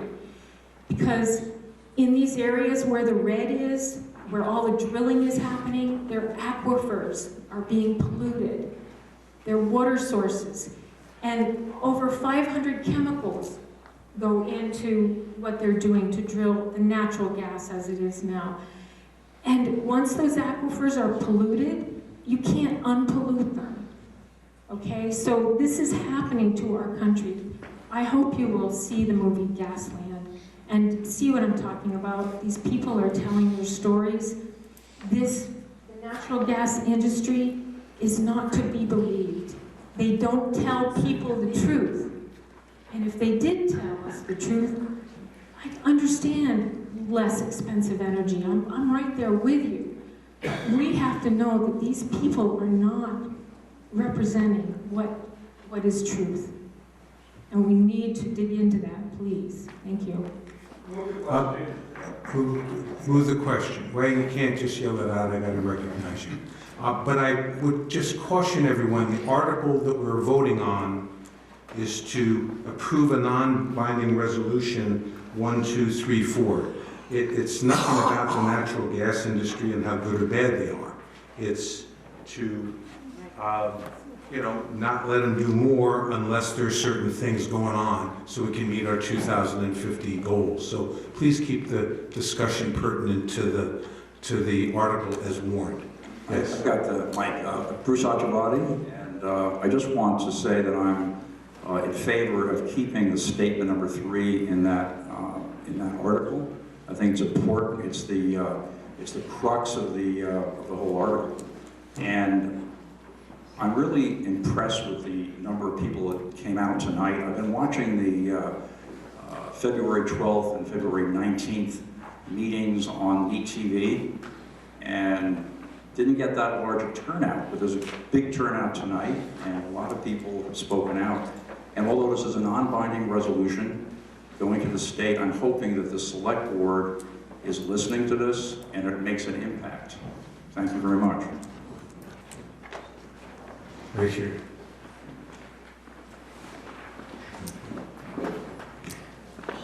Kevin Hanson, and I am in favor of the amendment of dropping the reference to natural gas. A lot of people are talking tonight about, oh, it's just a referendum and we'll say it doesn't mean anything, but the ulterior motive is that this will give a lot of ammunition, if you will, to the naysayers to present their case and further their case with the development of natural gas here in Bristol. I'd like to have the select board know that as I've become more vocal and have been saying more about natural gas and challenging some of the statements that have come about, I have been hearing a lot of comments or questions about what's the problem with natural gas? Why are there people against it? And it's like, I believe there's a lot of people in the town or the village or the district where this will be a benefit that just are thinking that it's going to come, and they don't realize that there's a conversation that's going on. So I agree with Mr. Sharp that we should be eliminating it from it. This article talks about the Vermont Comprehensive Energy Plan in the first paragraph, and it does quote some reductions that that plan establishes and desires, but on the other hand, the plan also recognizes natural gas as a very important fuel source to give Vermonters an alternative.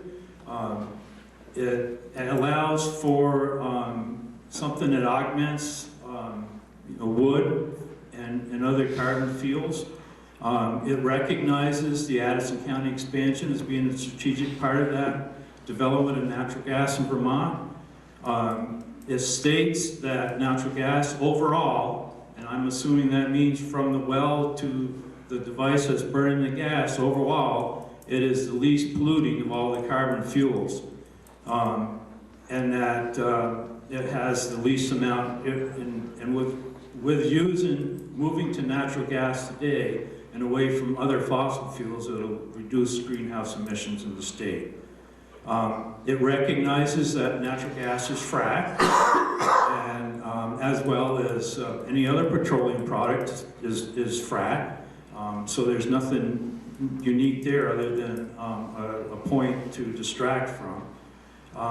It also recognizes that the expansion of the pipeline for natural gas and the setting up of hubs for truck natural gas provides the network for renewable gaseous fuels, biofuels, such as methane from digesters and that sort of thing. There was a comment that briefly talked about the movie Gasland. There's in that, as I understand it, I don't know if I watched the movie or not, but there is some commentary in Colorado where a person turns on a faucet and their water is like on fire. That was researched by the state of Colorado, and it was determined that yes, there is methane in that water, but it is from iron and sulfur compounds in the water and bacterial action that creates methane. It has nothing to do with oil or gas activities in that area. The aquifers are where groundwater is retrieved from, are very close to the surface, a few hundred feet. Any sort of drilling and activity as far as oil or natural gas extraction is done thousands of feet, tens of thousands of feet in the ground, and the two are separated by a rock barrier. So the transition between the two is not realistic. A lot of the people complain about the clean air walk as far as that's concerned, as being a loophole. It's not a loophole because there's such a distance between the two. So with all that in light, I do support that we drop that from that as an amendment from from this article because it's just distracting to the activity that's going on in town right now. Thank you. Yes. Hi, I'm Gary Smith. I'm going to really limit my comments very specifically to number 3, realizing that for both sides of this, there is a lot of passion, there's a lot of information. I would like to caution everybody about assigning ulterior motives, because everybody's got an ulterior motive. Everybody's going to support their position. Very specifically, on number 3, I think looking at the language precisely is critical here. This number 3 does not say we cannot develop natural gas if it meets these criteria. So I find the amendment very, very short-sighted, and I would personally say there's an ulterior motive in trying to get rid of it. This number 3 simply says we don't want to have any further expansion unless the natural gas is able to meet the criteria as set forth by the Public Service Vermont Comprehensive Energy Plan. So to strike it is to really kind of misread number 3. It doesn't say you can't do it. It just says if you want to do it, if it's the right choice, you have to meet certain criteria that are consonant with what the state has said. Thank you. Let's move the question. All righty. We have a motion to move the question. 2/3 of the body has to say it's time to vote on this amendment. So with that, those that would like to move the question and vote on the amendment as has been presented, please say aye. Aye. Those opposed, nay. Nay. The ayes have it, I'm pretty certain. So, with your permission, I will not read the whole article. Is that okay? I think we know what's going on here. So, We're only voting on the amendment. we're only voting on the amendment. So all we're doing is if you vote yes, you would agree with Article 16 as presented with number 3, starting at the bottom of page 4, and then with the 5 words up on top of page 5 would be struck. Nothing else would change. Okay, so we know what we're voting on here. If you vote in the affirmative, if you vote no... Please clarify, you mean number 3 is removed? Yeah, it's removed. It's removed if you vote yes. If you vote no, you want to defeat the amendment, and then we would go back to the original article with number 3 in it. Okay? So we got it. Good. All those in favor of the amendment to strike section number 3 in Article 16, please say aye. Aye. Those opposed, nay. Nay. The ayes have it. I think the nays have it. And you've defeated the amendment. Now we're back to the Article 16 as presented. Any more discussion on Article 16 as it is presented? I want to thank you all very much for a very civil discussion on what can be an emotional issue. I thought that was great. I really do. I was a little nervous, you know. But it worked out great. So, are you ready for the question? Okay. All those in favor of Article 16, as it is presented in writing here, please say aye. Aye. Those opposed, nay. Nay. Ayes, I think, have it. The ayes do have it, and you've approved Article 16.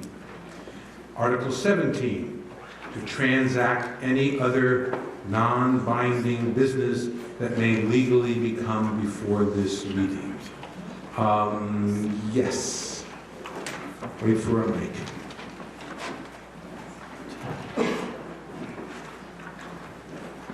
I'm Linda Andrews. I'm from Bristol. I graduated from UHS and obtained my nursing degree from UVM in 1969. As a nurse, I consider protecting students and all citizens from gun violence is a public health issue. I am proposing tonight, in light of the mass shootings across the U.S. and gun violence in Vermont, the citizens of Bristol send a message of support to our governor, senators, and House representatives regarding bills now pending in the legislature that address gun violence protection. These bills cover background checks, removing weapons from persons cited for domestic violence, and a bill called an Extreme Risk Protection Order, which is keeping guns out of the hands of those who pose a significant danger to others. I would like to have a hand count on whether or not the voters of Bristol will send a non-binding message of support for these gun violence protection bills before the legislature. Okay. Linda and I spoke before the meeting, as she asked that she might want to do this, and I called the Secretary of State just to make sure, because we have non-binding information. And as long as the body has no problem with it, we could take a straw poll, if you will, on this measure, and say yes or no, and it'll be in the minutes. Did you want to say something, Ken? No, I was just offering to second her. Okay. Yeah, fair enough. I don't even know that we needed that because we really can't conduct regular business under Article 17. That's why I wanted to speak to the Secretary of State's office. So if no one has an objection, I'll ask, per Linda's request, anyone who would like to support this resolution to support the efforts that are going on in Montpelier in particular towards safety, please raise your hand. And I think it's almost unanimous, eh? Okay, thank you very much. Thank you, Linda. Any other town business that we would like to conduct? Can I just say something? Sure. At one of the public meetings for the Vermont gas, people were asking for a pricing sheet. So we have gotten that from the Vermont Gas Company. We'll put it up online, and Valerie also has copies for anybody who wants it. What is it? A pricing sheet, Vermont Gas. Well, it's just their pricing for a typical bill. It's not, guaranteed. This would be your house, but people asked us to bring. Just information. Yes, right there. John L. Chapin. So, given the late hour of the meeting and for the sake of brevity, I wrote up what I'd like to say, and I'll just read it. I'm not sure how many people are aware that Bristol has been presented with the opportunity to have Vermont Gas Systems build out a natural gas distribution grid throughout the village.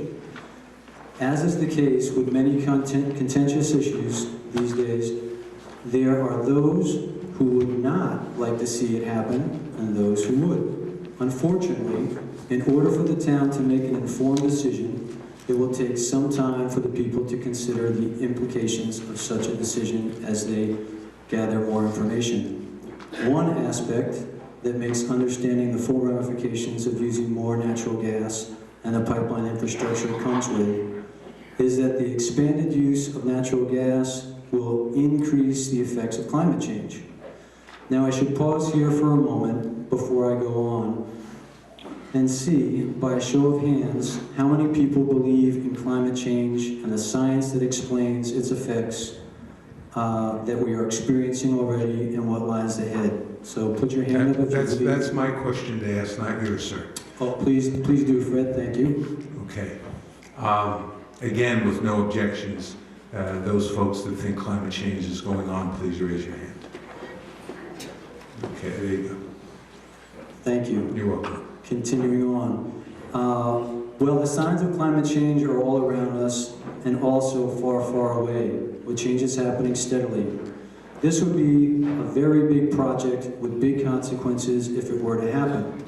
It's not as simple as just wanting to get what may be cheaper fuel when adding more fossil fuel use contradicts the state's comprehensive energy plan mandate to move to 25% renewables by 2025, 40%, that's in just 17 years, by 2035, and 90% by 2050 in order to move towards a clean energy future. Adding a distribution line using more greenhouse gas, fossil fuels, would be the wrong direction to go in. And I understand our town plan states a commitment to a renewable energy future as well. It's been said that this project will not make 1 ounce of difference for climate change, and I'd have to disagree. Because that view seems to be one of self-interest to just have possibly a cheaper fuel, whereby if that's the attitude everyone was to take about climate change at every turn, then there might be no use in trying. I was raised to be part of the solution and not contribute to the problem. Using more fossil fuels will exacerbate climate change impacts. We need to reverse them. Change has to start somewhere and gain traction along the way, especially when the problems we face seem insurmountable. Since 2008, renewables have made up nearly 50% of all new energy capacity added in the U.S. That's real change. And that's the direction we need to be going. I believe, as a new resident of the town, that Bristol is the right size to study this question of whether or not to allow natural gas distribution line build out in the village. And if making a difference by not accelerating climate change is what people believe in, then Bristol can be a part of the solution and not part of the problem. If someone must have natural gas, then it can be trucked into households. We have a choice. Is natural gas needed or not? The people of Bristol will determine what they value. This issue is more about we and us and transitioning to a livable future than about me and my regarding what individuals say about having what is said to be a cheaper fuel option now. In a similar way that this year's Article 16 voted on tonight is non-binding, a non-binding resolution regarding whether or not the comprehensive energy plan before the state should be backed by Bristol, a town-wide vote on the question of whether to have natural gas distribution in the village will also give guidance to the select board.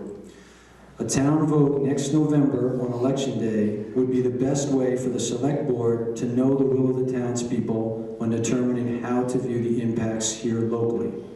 Climate change decisions, big and small, happen every day. Those choices affect us all.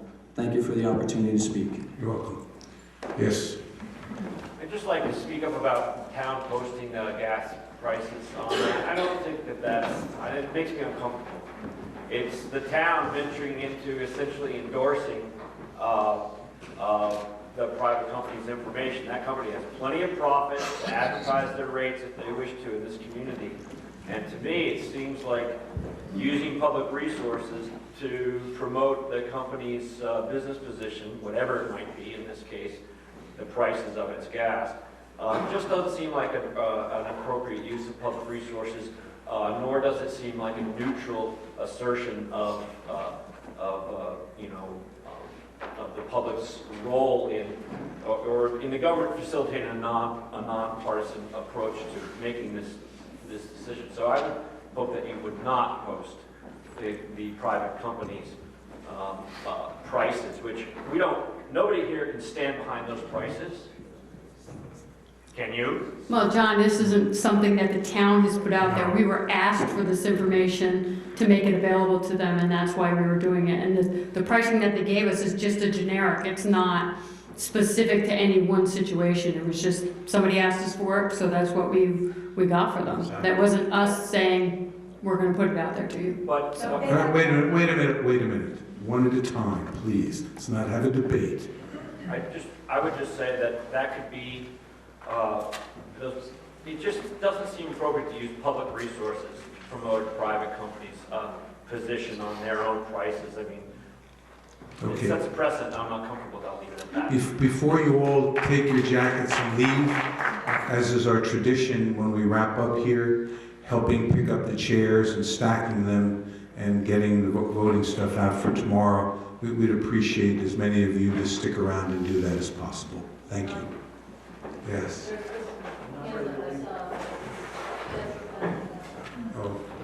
I would like to agree with that last comment about the town not putting out the amount, particularly in light of my own experience with natural gas, which it came in and it was cheaper than fuel oil. And so people started to switch over.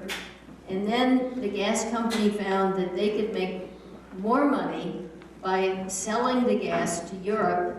And then, but they had written in this little clause saying, now there's a variation in the demand. And so if the demand ever exceeds our supply, then we will have to buy some from another company, and you'll have to pay, you know, higher rates from that company, but what we sell you is going to be cheap. Except they sold, I don't know, like 75% of their gas. So most of our bill was at the higher rate. I'm guessing that that other company was doing the same thing and buying it from our company, so that both of them were able to do it at the higher rate. I don't know that for sure. But since there is some indication that this company doesn't put the public interest ahead of the interest in profit, that they might look for ways to have higher profit.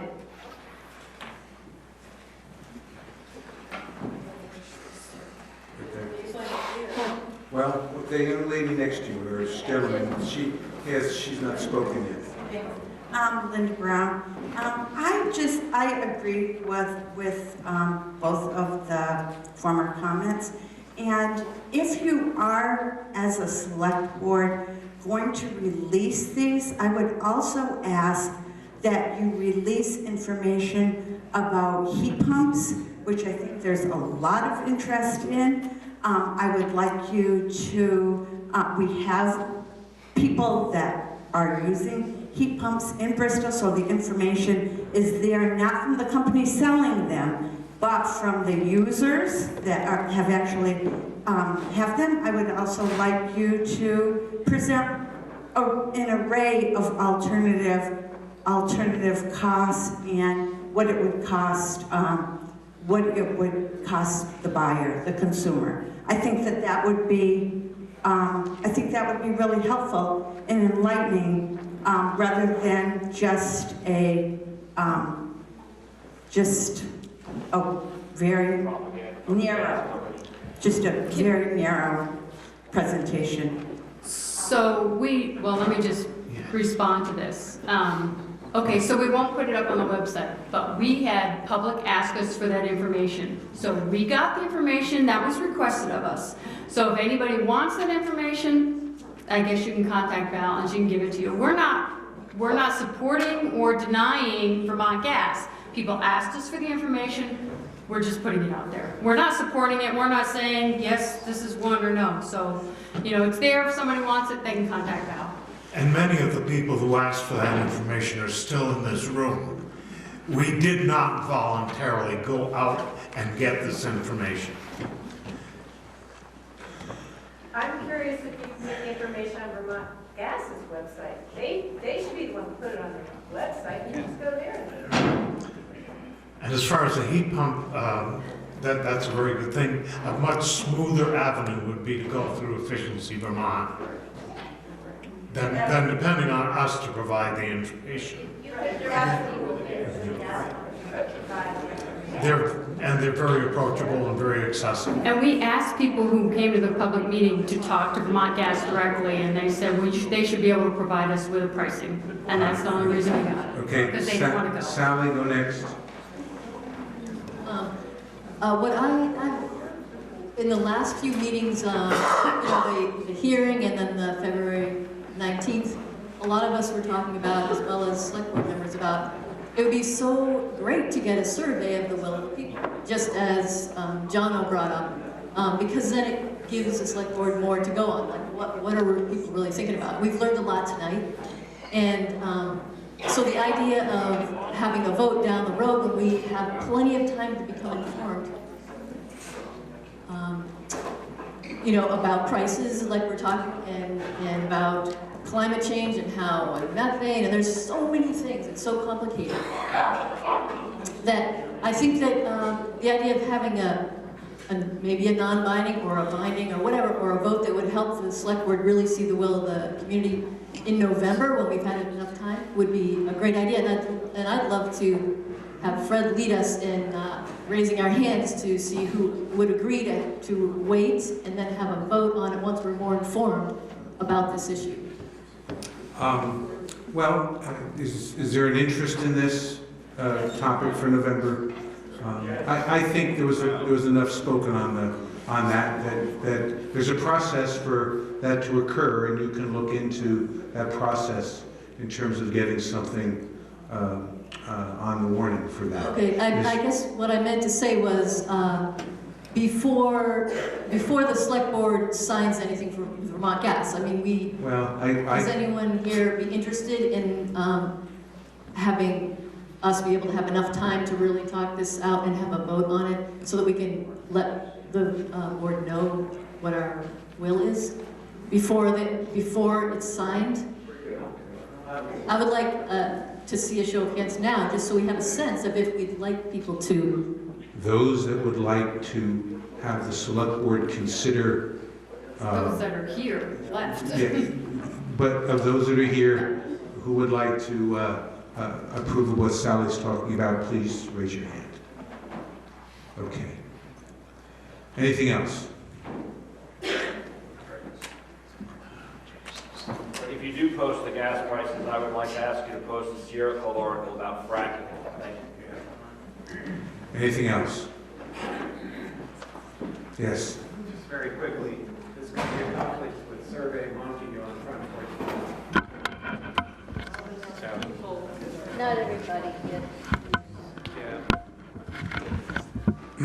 Got over 2,000 members. Do I have a motion to adjourn? Motion to adjourn. All those in favor?